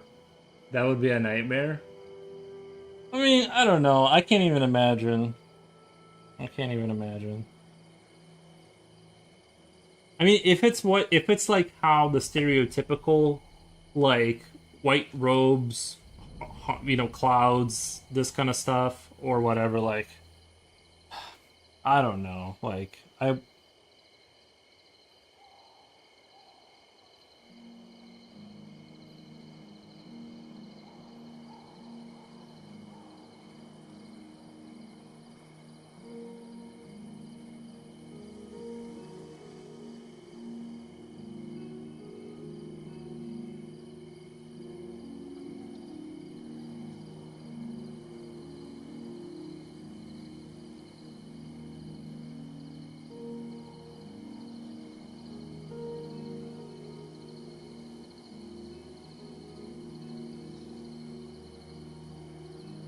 better than burning forever. True. True that does be burning forever. Think about the alternative if you want. I can talk about the five layers of purgatory. No, no, no. I've heard of Dante's Inferno. I know about that story.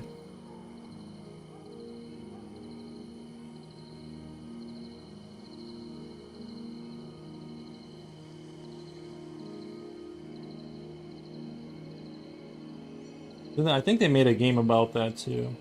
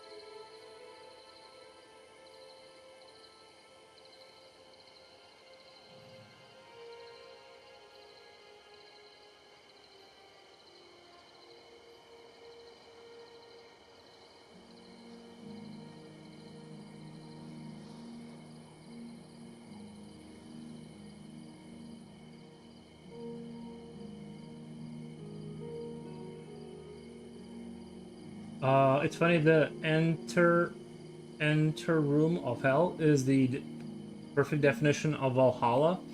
Oh, really?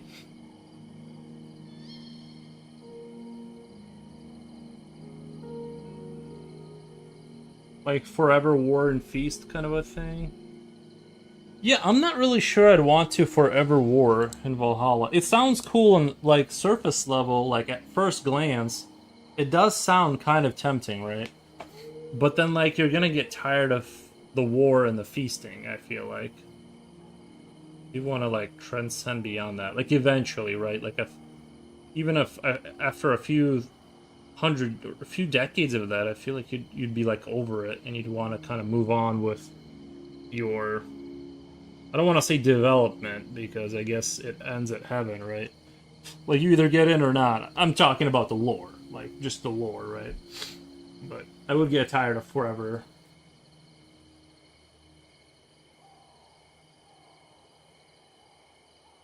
You wake up, chop, get chopped next day. Yeah. Eh. I don't know how much of that I want.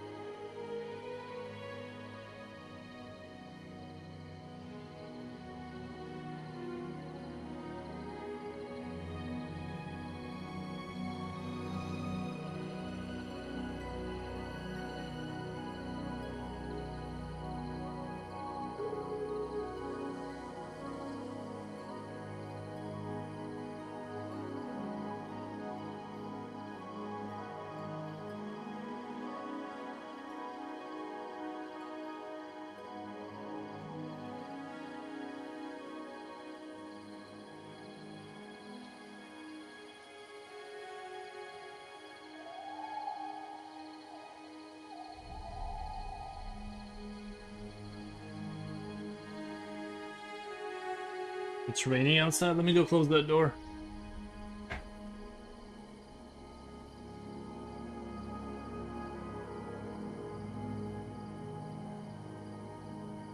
Never mind. I guess that's just the leaves. Moving, the leaves just moving around. Never mind.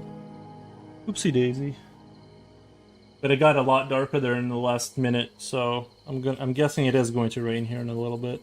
Like I said, if it starts thunderstorming, I'm gonna have to yeah. If it starts thunderstorming, I'm gonna have to turn the old computer out of the wall socket and thug it out like the Amish. Literally, I'm gonna have to be the Amish for. Well, I have my phone and internet, but other than that, it's gonna be rough without having like 4 monitors for half an hour. I just don't know what I'm gonna do. Oh my god. Amanda says, "Hey, what's up?"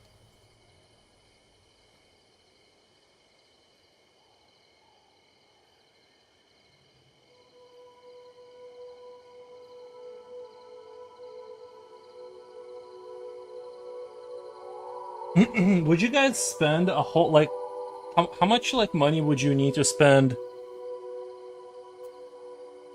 Would you guys $1 million to be like live like the Amish, but like the hardcore Amish, the ones that don't let you take photos because their souls will be stolen? I want that like for $1 million. Not at the current inflation, but I mean like okay, let's say 1.5 to cover inflation. I'll do that. A year of Amish life. Is this an original character? I've drawn things like this. It's just yeah, like I didn't look this up. I'd accept for 500.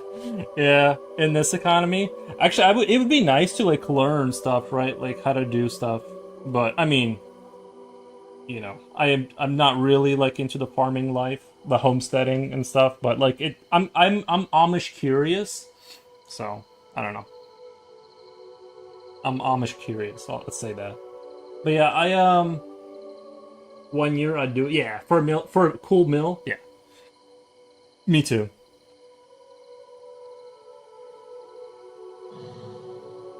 Like no phone, no television, no radio, nothing. Amish curious. Yeah.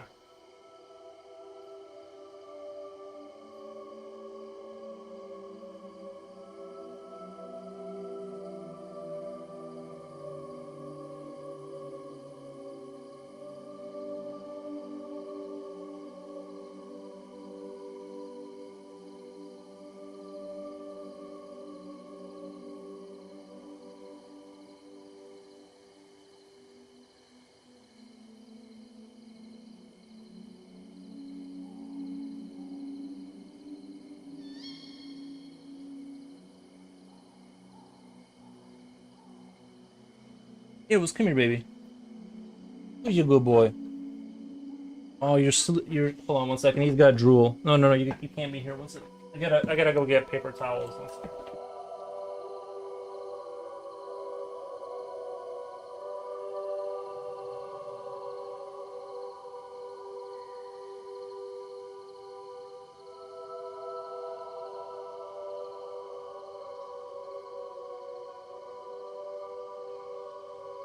Right, it is really pouring out there. Sorry, I can't have the dog over here without paper towels because his drool can make it inside the computer. Oh, buddy. You're a good boy. There you go. Anyway, it is really raining out there, so we're gonna kind of see. Let me check the weather. I think it's supposed to storm.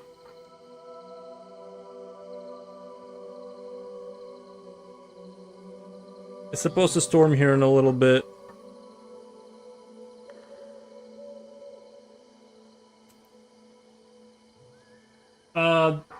They are asking us to input all our directives into a spreadsheet format and program AI to check status. What the? Oh. Currently listening to big AI meeting at work telling us how we have to program AI to do our job. I'm thinking this is not gonna work. That's a little scary. Yeah. I think we're deceived. We grew up in a poopy modern reality, and we're following Lenin's dream. The perfect modern citizen is the one who builds the contraction. Wait, contraction camp. Concentration. Oh no, Augustus, we can't. You gotta chill, man. Like, we're trying to keep chill vibes. Again with the concentration. What the? By the way, I'm switching internet companies. They stopped by today to hook up the line. Yeah. Nice. Very cool.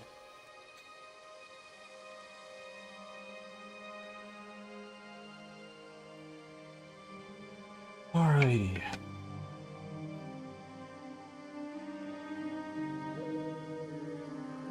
But yeah, future, let me know how that goes. Supposedly this new internet is fiber optic cable. Is it underground? Because if it's not underground, then it's not fiber optic. You can't, because you gotta have it underground. Oh, it is. Okay, yeah. I would switch. Underground. Okay. Yeah, I would switch because you get way less. You get way less issues with, you know, the word dog doesn't bite. No, $60 a month for 3 years, unlimited. Oh, cool, man. Yeah, that's about what I pay. So I used to pay like 130 bucks, and then these guys came in. Yeah, underground is way more reliable too. Wait a second. Then after 3 years, it will go up $7, allegedly. You're a good boy.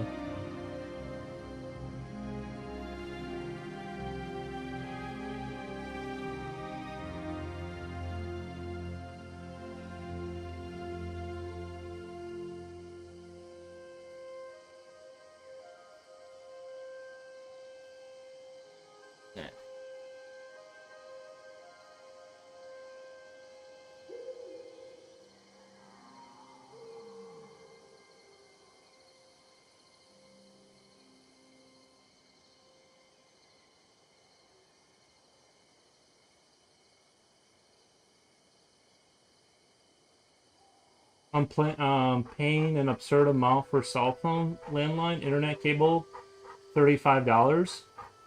That's pretty cheap. Yeah. You can a lot of people, they kind of just pay a lot for stuff. Like I knew a guy that paid $500 for his plan for a cell phone, and that wasn't like he was paying off his phone or anything. It was just, I'm not really sure. I was trying to like find out like how he got it to be so high, but because mine is like $35 for the phone and $65 for the internet. But yeah.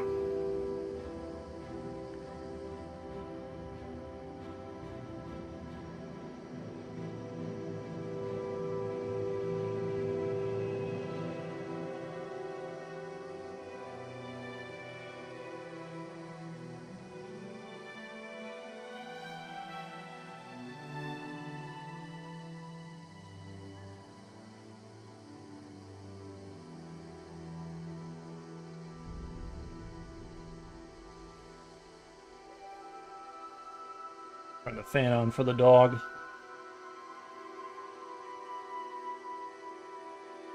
Okay. He was probably overcharged at some point and never noticed. Good for him, he's rich. No, it's just $500, like, a month.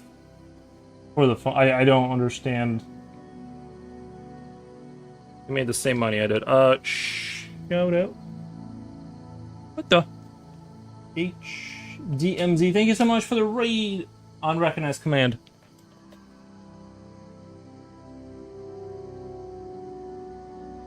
Did it? What the? $500 a month. That's what I kept saying. I'm like, I didn't even know they charged. I didn't know they could charge you that much. Because I've always paid like kind of in that $30 to $40 range for a phone service. But he probably had. I imagine he had like a real like contract or something. Maybe he didn't own his phone and then like he had unlimited internet. Like it had to be like something like that, where it was a combination of things that made it so high. I have limited. I only have so many gigs, but it's like I don't really like use a lot of.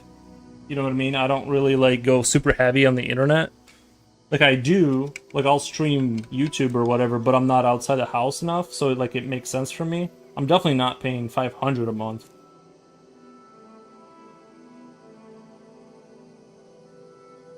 But to be fair, that was for also his kids and stuff. Like it was a family thing. But still, it's like let's say that's like a lot of money. I don't know. I'm like if you all go get a $35 plan, like it's still way cheaper.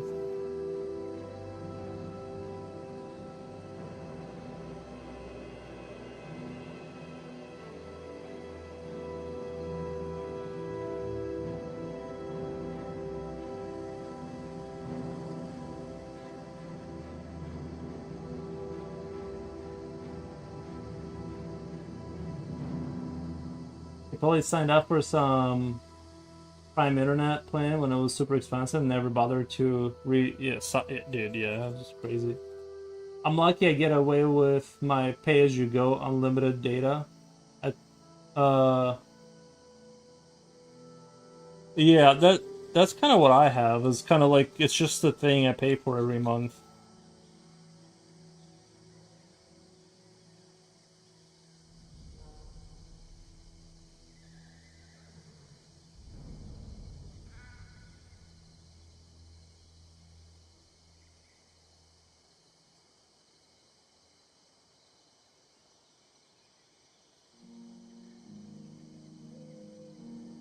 How's the day going? It's going really well, thank you. Thank you. HDMZ, how's your day going? How was your stream? What all did you work on? At least the C people have not shown up. The C people and demanded to see our leaders, guys. You gotta look at the bright side. That's true. I'm not sure who the C people are, but I'm glad they're not here. Data. Wait, unlimited data that does everything, so I don't have broadband at home. Uh, you get good enough internet, like you use your phone as a hotspot. Is that what you're saying? I would rather have. I'd rather pay $65 for like real internet to the house. Personally, I don't know. I'm not. I mean, I'm sure like phones are getting more and more like reliable that way. But I just personally, I'm old fashioned. I need a direct. I need to be connected, wired. I need wired up. Was good. Took a break from drawing faces, so I went a little loose today. What the? Nice. Same. Yeah, faces are hard. It's easy to get them wrong. It's easy to get it wrong with the faces.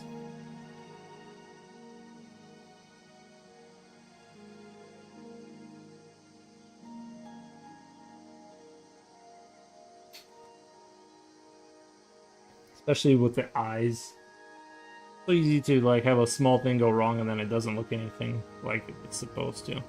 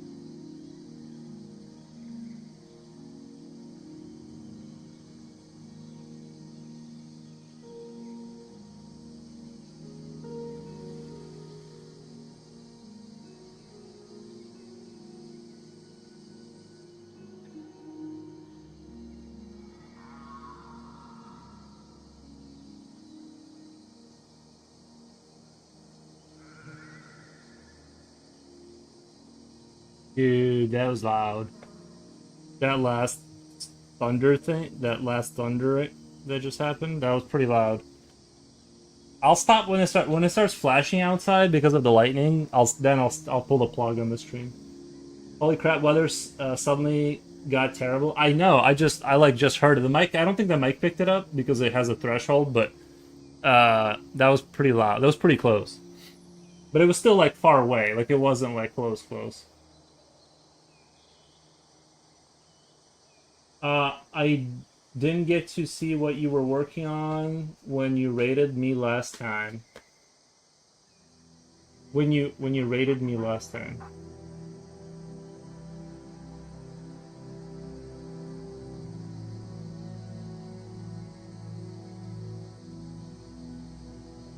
I might have to stop the stream because of the dog. Because when it starts lightning, he gets super nervous and he won't leave. Like he'll just stand right next to me the whole time. Um, I might have to stop the stream because the dog is not gonna chill. He doesn't handle the fireworks or the lightning very well, or like thunder. He's gonna sit here and panic the whole time. So if it doesn't like stop now, I'll have to stop the stream. Poor doggo. Yeah, he's gonna sit right here the whole time. So we'll have to pull the plug. If it does it one more, like if it does the thunder one more time, because then I know it's gonna keep happening. I think I made pretty good progress today though. Like I kind of reinforced this area, which I'm pretty happy with the way it's looking. I'm happy with the way things are going.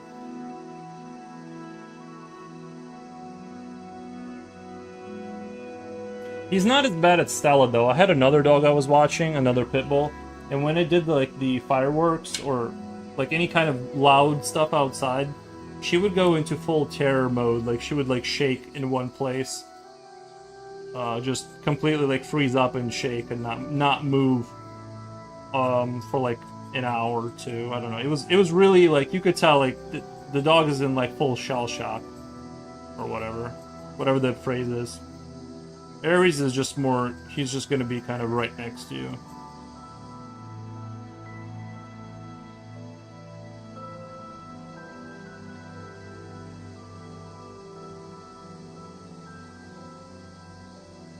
Yeah. He hit the table.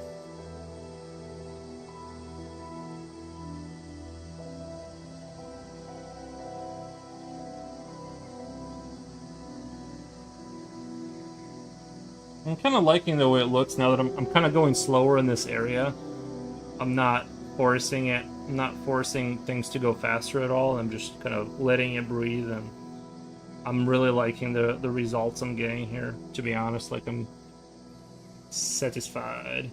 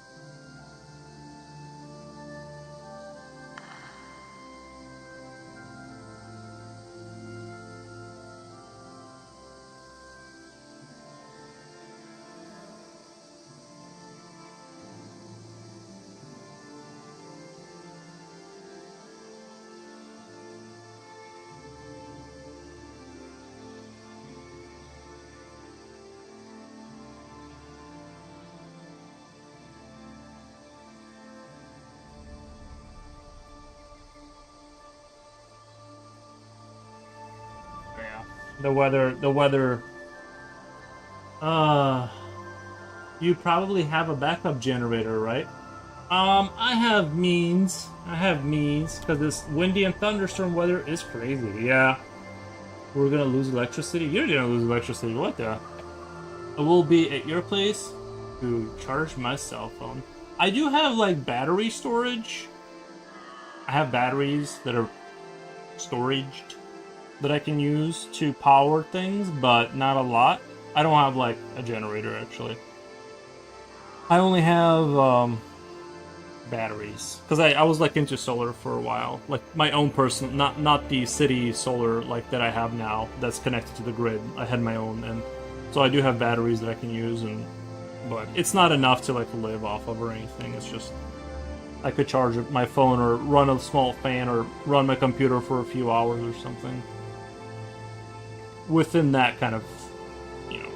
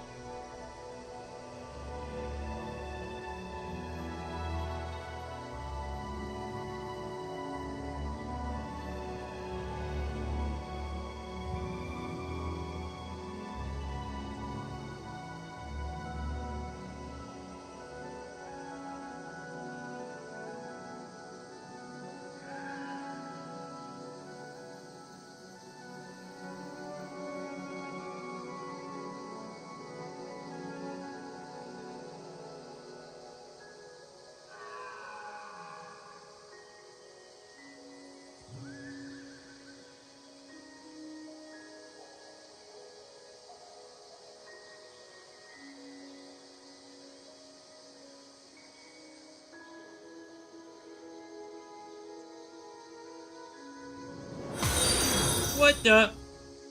Thank you. Uh, Thanks for the follow.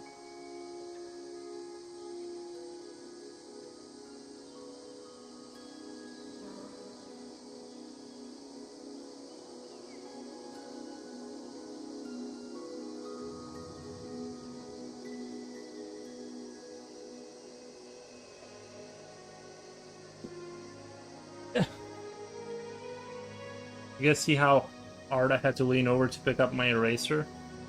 And they say this is an easy job. I had to strain myself slightly just now.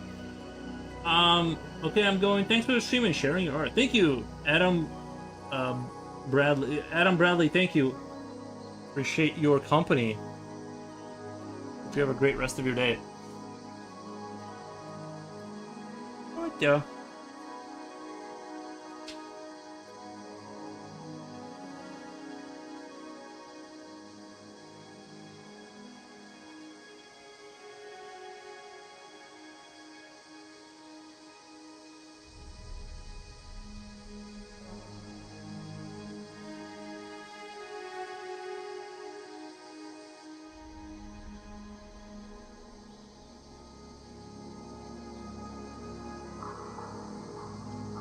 Oh, says hello. Awesome. Thank you. Salome Maggie? Salome Maggie? Appreciate your comment. Thank you. I'm trying to pull something out here. I think we're going in the right direction, but sometimes I'm not sure. I just know I gotta keep my pencil sharp. What the?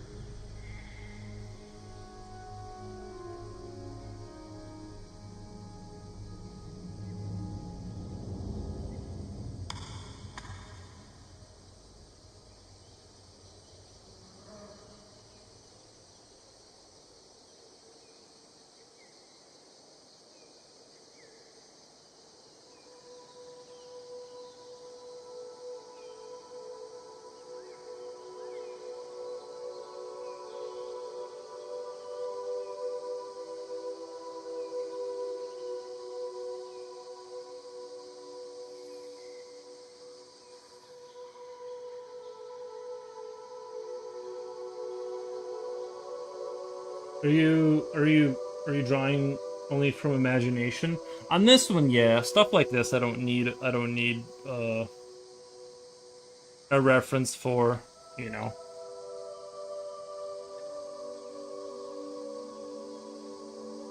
But there is some stuff I do have to look up for some stuff, but for something like this, like creatures, I pretty much don't.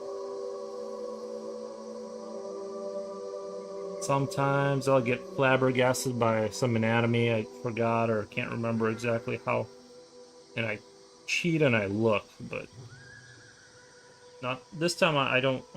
I didn't look at anything through any of the process. I was gonna look at the leg of that model over there, but then I was like, I can't really make out what's going on. Nice, thank you, thank you.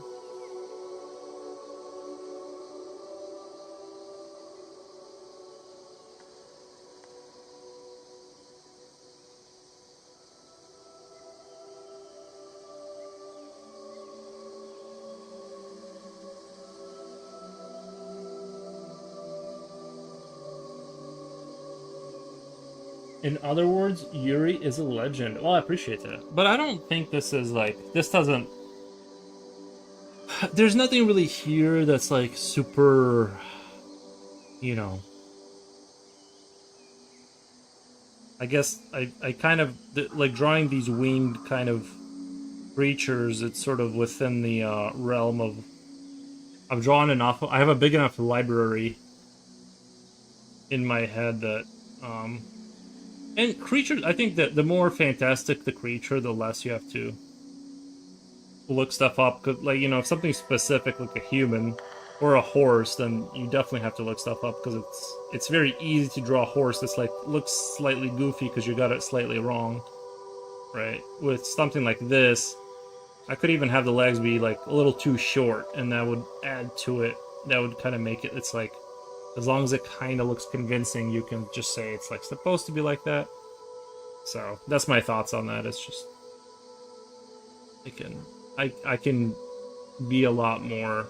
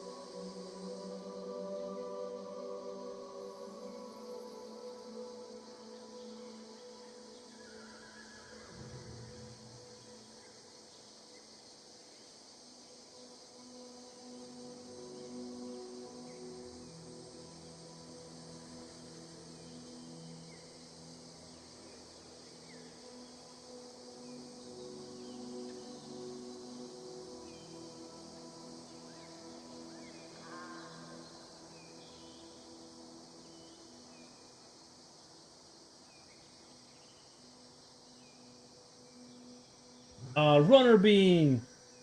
G, a good day. Freaking talented being. Thank you, Runner Bean. I appreciate you stopping by. How's your day going over there?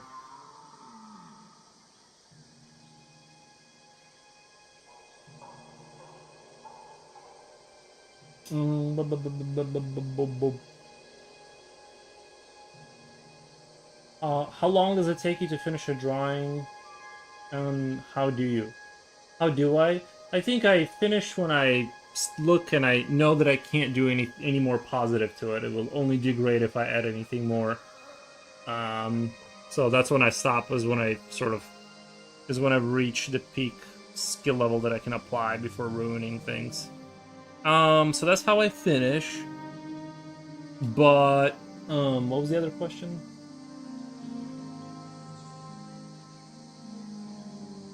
How long? It kind of depends. I hate to hit you with a generic answer on that, but it's one of those like it kind of depends situations. This one I feel like I kind of want to because this one is not super crazy.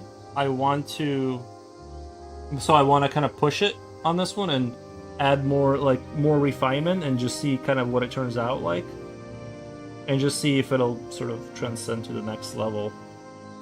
So, more hours on this one, but I think it'll be worth it.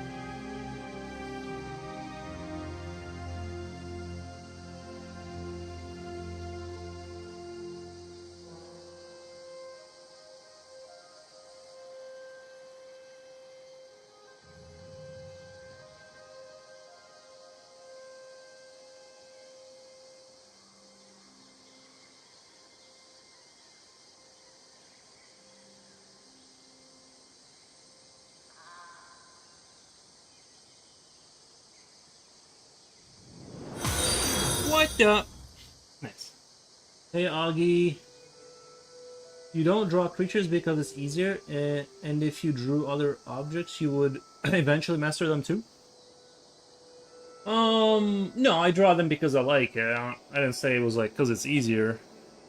Um, like I got good at it because I draw it a lot, but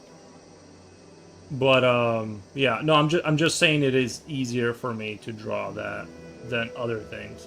Like a car is challenging to draw actually. Getting the sizes and stuff right on the car is a lot harder than one might think.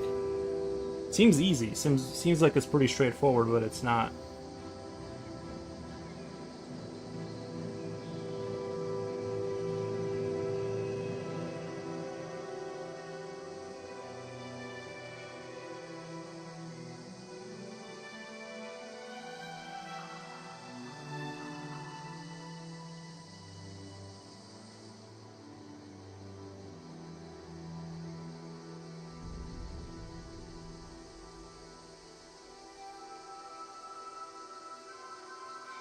Actually, I don't need to be draw. I don't know why it went. I don't know why I picked that pencil up. I was supposed to. I wanted to stick to this pencil. I kind of like that I have to sharpen it because it forces me to think.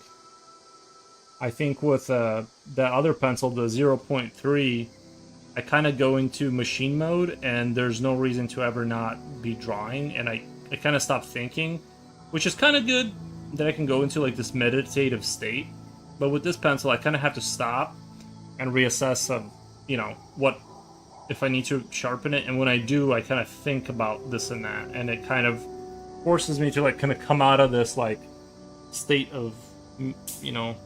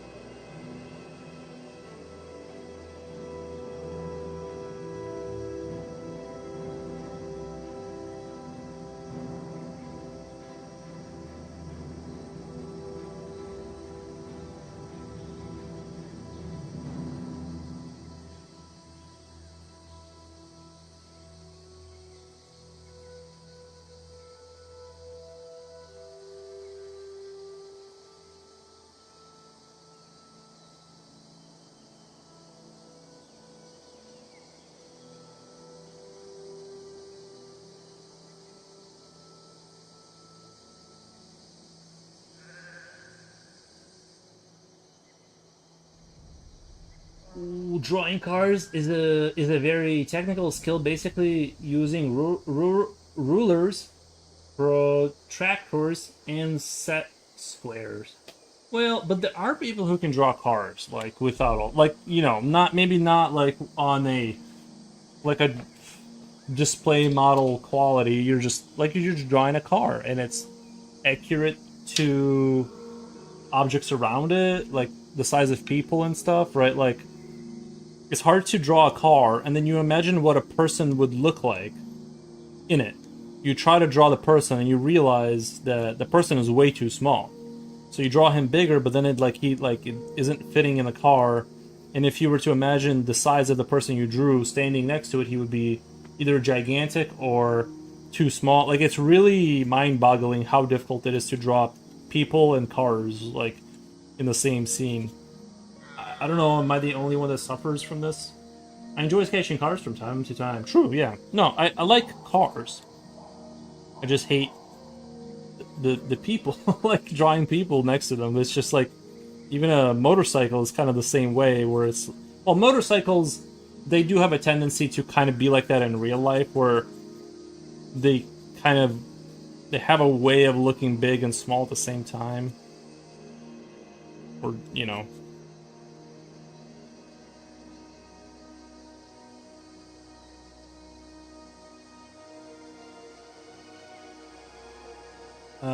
remember the guy from Overhauling?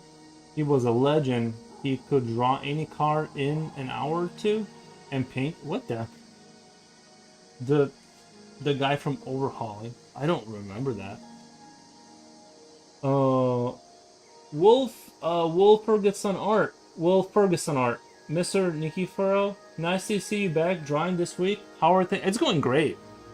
Things have been going good. Yeah, no, can't. I have no complaints. No complaints here. Things are going. Just, playing video games, drawing, kind of following through on the project slowly. I kind of moved my miniature painting to just half an hour to 2 hours a day when I get the time. I'm tired of pushing that project, and there's so much of it left that I'm just like, I'll just like slowly plug it out with that and just kind of let it a little bit on the easy mode right now and focus on other stuff. I was thinking also of streaming me drawing the mechanical door for the game. It's going to end up being 5 frames, each frame broken into four 5 frames broken into 4 sprites. So 20 sprites just to animate one door. And the reason that has to be like that is because of the way the YZ axis thing works with how you disappear behind buildings. That's the only reason I have to do it like that, so you don't like go behind a pillar when you're not supposed to. It's such a headache. Like it's an unbelievable headache to make an isometric game. I definitely can see why people do a top-down game for their first game. I can definitely see that now. The light has been shown to me. I see it.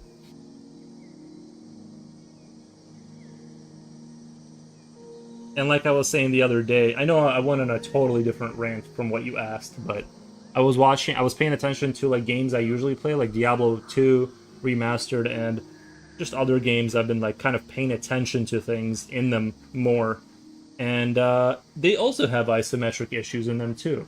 You know, they have those same kind of core like things.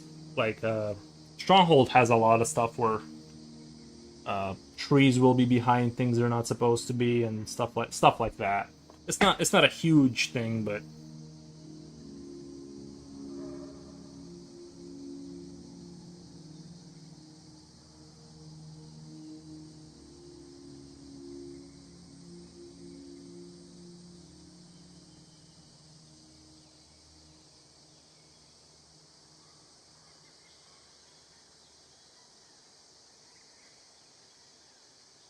yeah, all is well.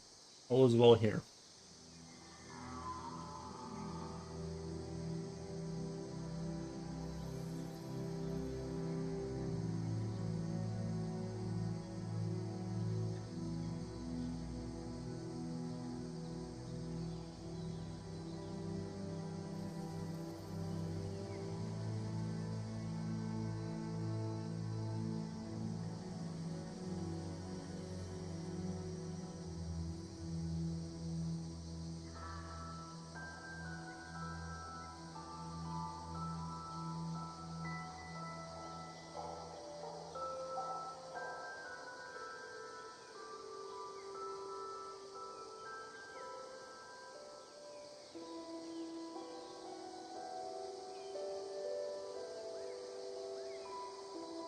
Glad to hear this piece is looking great. Thank you, thank you. I think we're onto something with this one. I think I'm onto something. I'm still trying to figure out the light stuff. I want to master the light in the same way the game Inside mastered the light. Showing you only. I have like this dream of making a first-person shooter now. I know I say a lot of things. It's just thoughts. Don't you know? I know I say things, but I want to make I want to make a game like a first-person shooter game with the same like art style that Inside had, and like have like a very basic weapon system: pistol, rifle, shotgun. That's it. Like super basic. Keep the mechanics super simple. Have a similar dystopian beauty kind of a thing going on. Um, and only so this is my favorite part. Only show what needs to be shown, like just the same way the game Inside did, where everything's like almost pitch black. It's just there's only lights on things that you need to see, and it's sort of like it super works. Now, I know it's going to turn off a lot of people who don't want to see.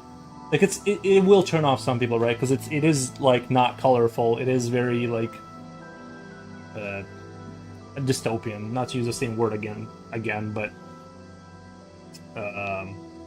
yeah, that would be really cool. Is a game like that in that style. This is a masterpiece, my friend. I can't stop studying. This is a masterpiece. I can't stop studying it. This picture here, or just a quick comment. Overhauling was a Discovery Channel show. First big program where the guy, I turn the fan on for the dog and he like gets behind the fan. My dog knows how to like waste electric power. First big program where the guys in a very fake way took an old classic car, made it like a new in 2 weeks. Yeah, that's not. No, that's not. You'd need like a whole like yeah. Anyone who's messed with know your face, of course, the sketch. Nice. I'm in the basement. This weather was getting out of control. Maybe you got hit a little harder. I mean, I know we live in the same state. It hit us pretty hard just now, but it wasn't like what you're describing. It was normal Illinois weather where you have a sunny day, you're relaxing, and suddenly like you're trying to find shelter. Like that's like Illinois 101.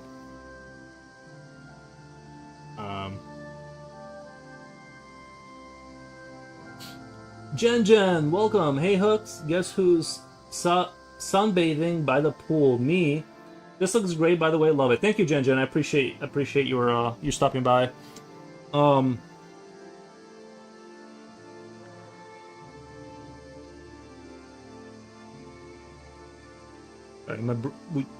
We switched topics like 4 times in the last 4 minutes, so my brain is zoinking out. I forgot what we were just talking about. Stay safe, Mr. Oil. Yeah, stay safe.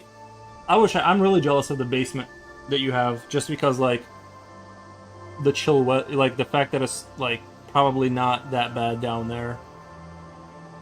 On you don't have to use AC to keep, like. I wonder what my basement is like right now in terms of temperature. Probably pretty nice compared to up here. So I am jealous of the basement. I mean, I have a basement, but it's like it looks like Diablo 1 down there when you go down.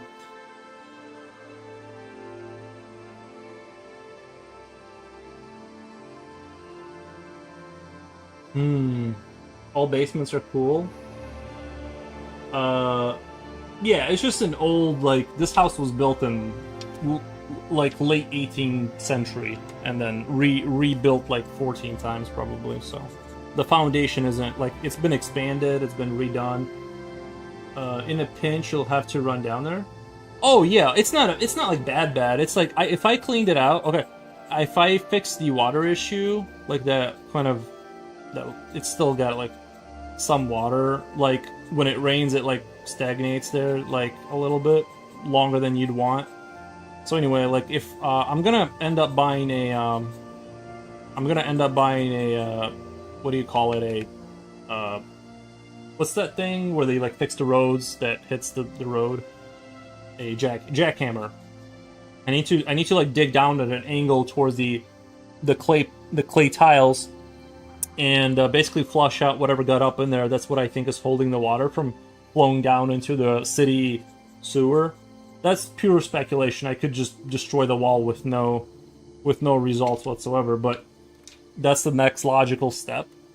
And once I flush that out, if I can get it dry down there, I can move a lot of my equipment down there. I wouldn't. It's not terrible down there. Like if you cleaned it up, it's fine. But it is a little dungeony. You know what I mean? Plus, the big downside is like wintertime, when the heat kicks on, I'm gonna be right next to the furnace, and that's gonna be like, you know what I mean, kind of loud. Right now is great. It'd be great right now, but it just isn't really suitable for hanging out down there. Like, there's too many negatives. But it's clean enough. I'd still want to clean it up a little bit more, but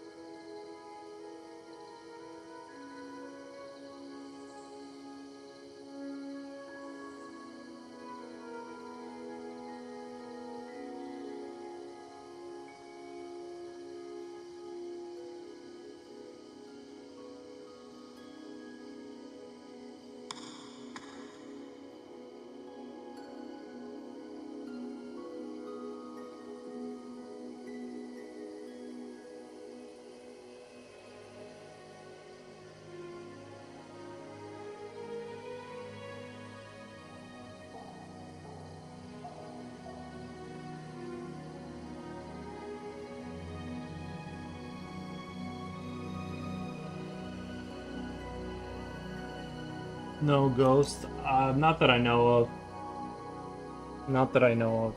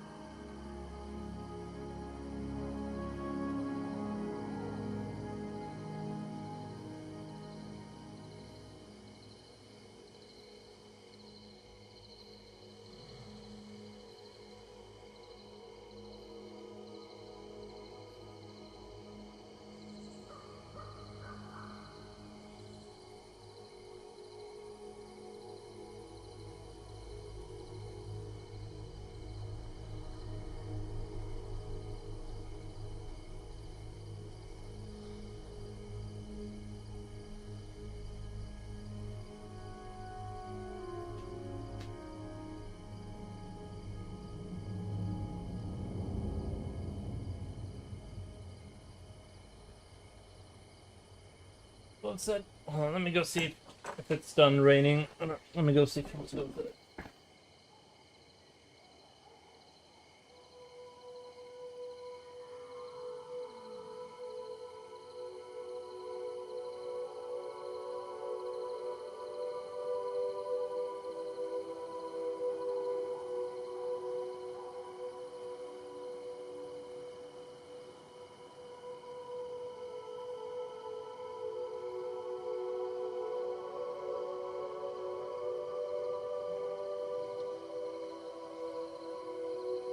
It's not really done raining, but he wants to go outside.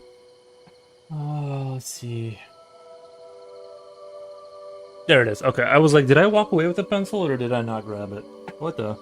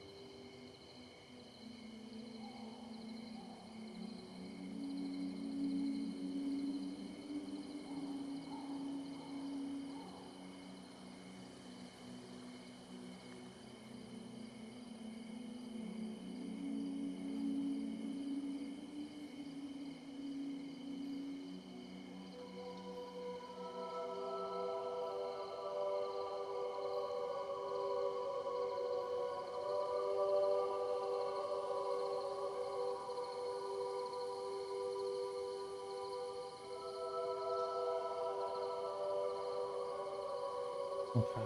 I'm also thinking of doing a um hmm.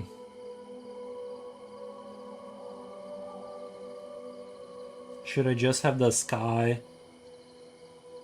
I kind of regret putting the white whatever I was doing there effects, the rain or whatever the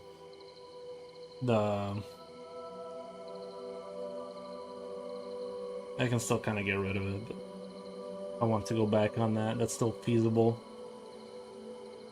I'm just trying to decide if I want to do a full thing here in terms of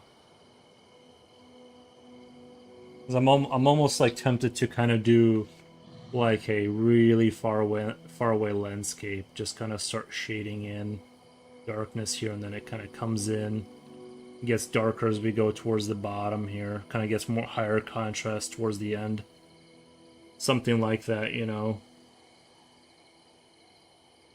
Kind of risky, right? A lot of work for maybe not.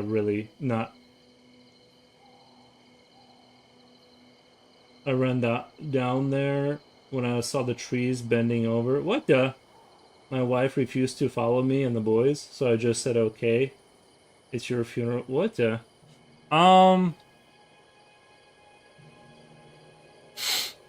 Yeah, I don't know. There was a couple times when I was like, I wanted to go to bed, but it was kind of stormy like this, but worse, and I was just like, eh. I just kind of decided like I'll let like, how many years has this house been up, right? Like, what's the chance today is the day?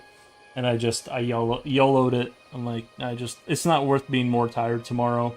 If it takes me out, then it was worth it. Like, not to get, but you know what I mean. Like, I'm just not. I need sleep right now.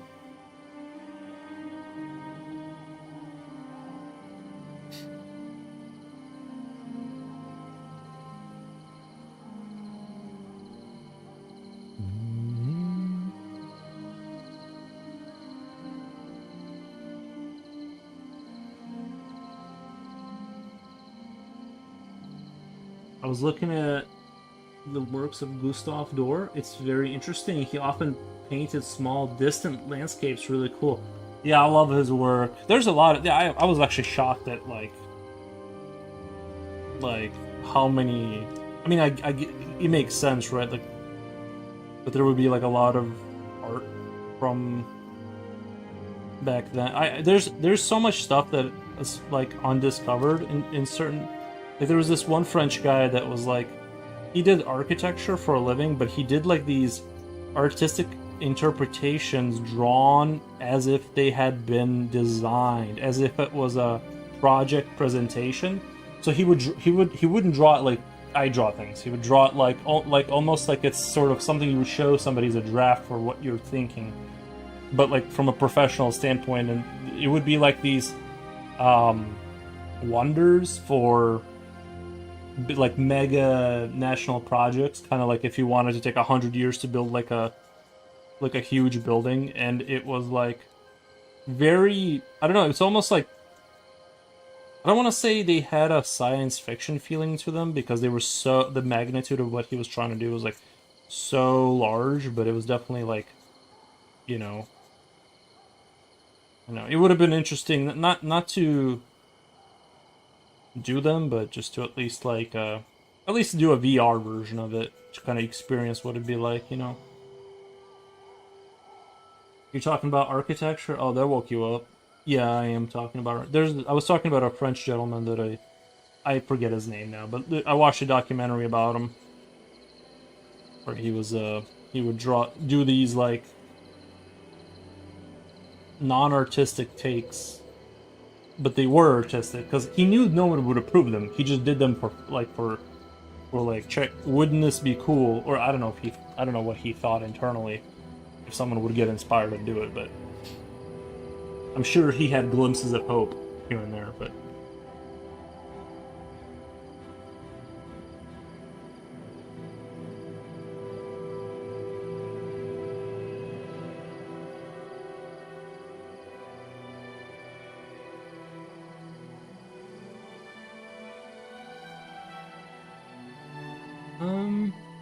kind of trying to see right now where I want to tackle next. This wing needs a lot of work. This needs to be polished out for sure. But I'm kind of considering like what do I want to really do here, because I do think I want to do the landscape, like that whole idea of like there's rocks here or like mountains and whatever, or like even do a gradient darkness without really interpreting the landscape definitively, but just being very like vague about it, or get rid of these white whatever this was supposed to be and do landscape. Kind of, it starts out light, gets darker, darker, darker, darker, but then like out of there is like these series of dark towers kind of peering through, like these gothic towers in a distance kind of. Our tendency is to disbelieve that all of that came from a single artist. I believe it. That other illustrator I sent you, Fortuno Matana. The guy has 700 incredible drawings. It's superior to movies. The guy insisted on trying to imagine what life was like 2,000 years ago. Nice. No, I totally believe it. I think there's genius. You know, sometimes you get like a, you know, once in a while, a human will like produce a super genius, and yeah. I was gonna say like savant, like a savant type, right?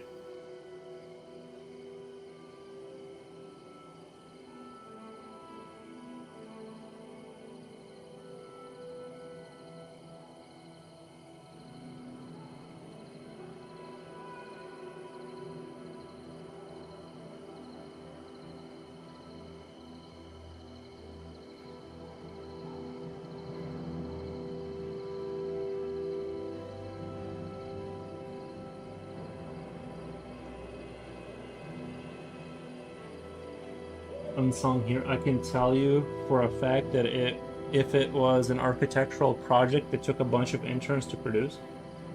Unsung heroes. Oh, yeah, that's probably true. I don't know myself. You know better than I do.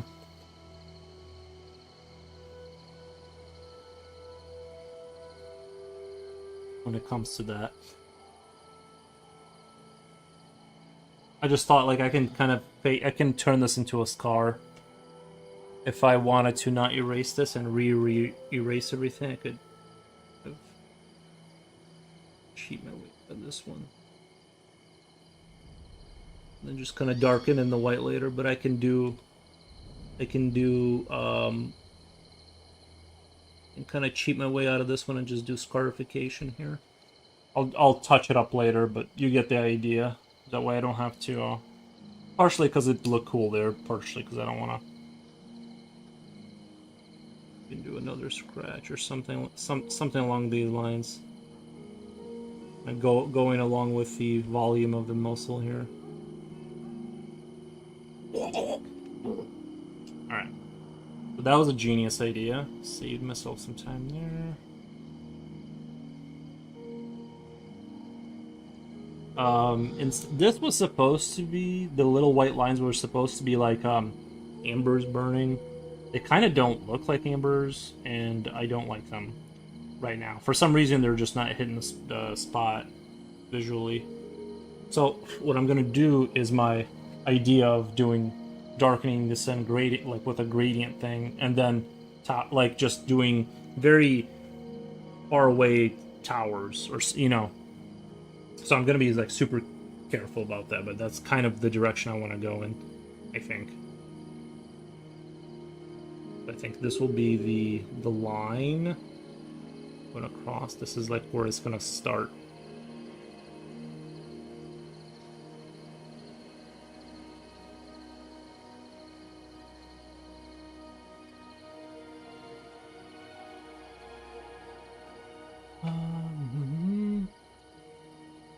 It's like certain musicians, most musicians dream of 3 big hits.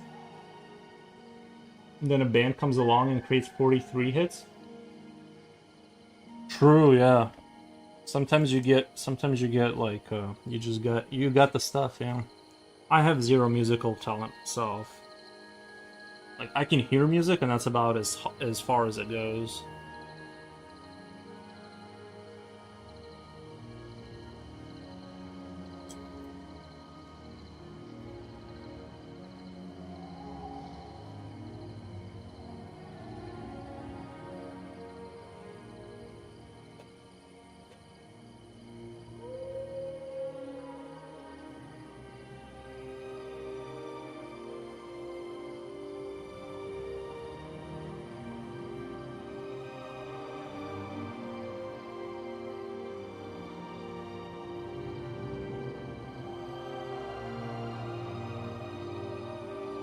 There we go. Those scratches have some volume to them now. Okay, feel much better.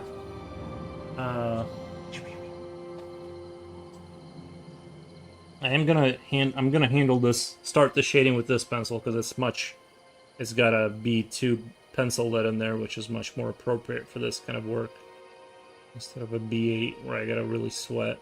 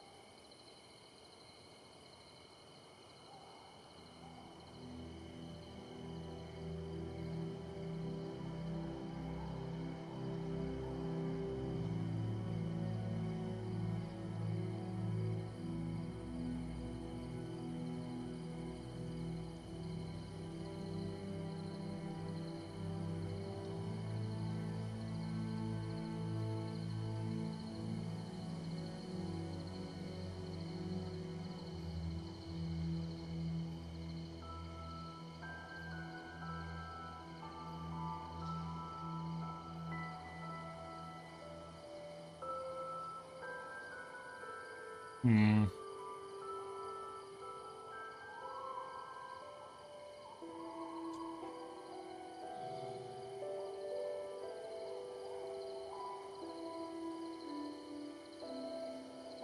I think I'm gonna go for it. I'm just gonna see kind of how it's kind of dangerous because I'm gonna signing up for a lot of work here, but I'm what else am I gonna do, right? I'm just sort of curious at like how it'll turn out.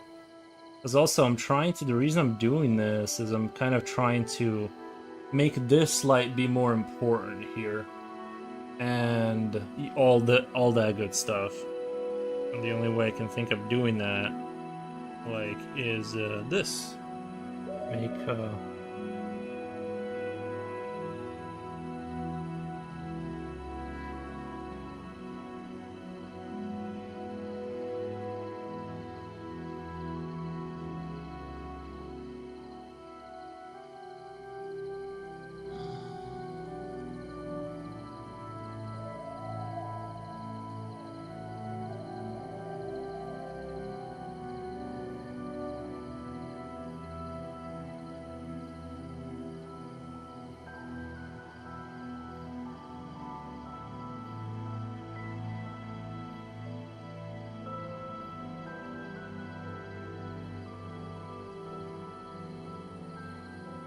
I think that the contrast would be higher.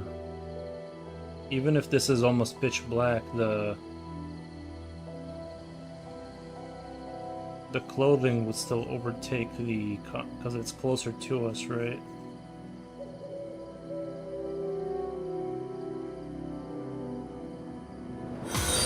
What? Thank you for the follow.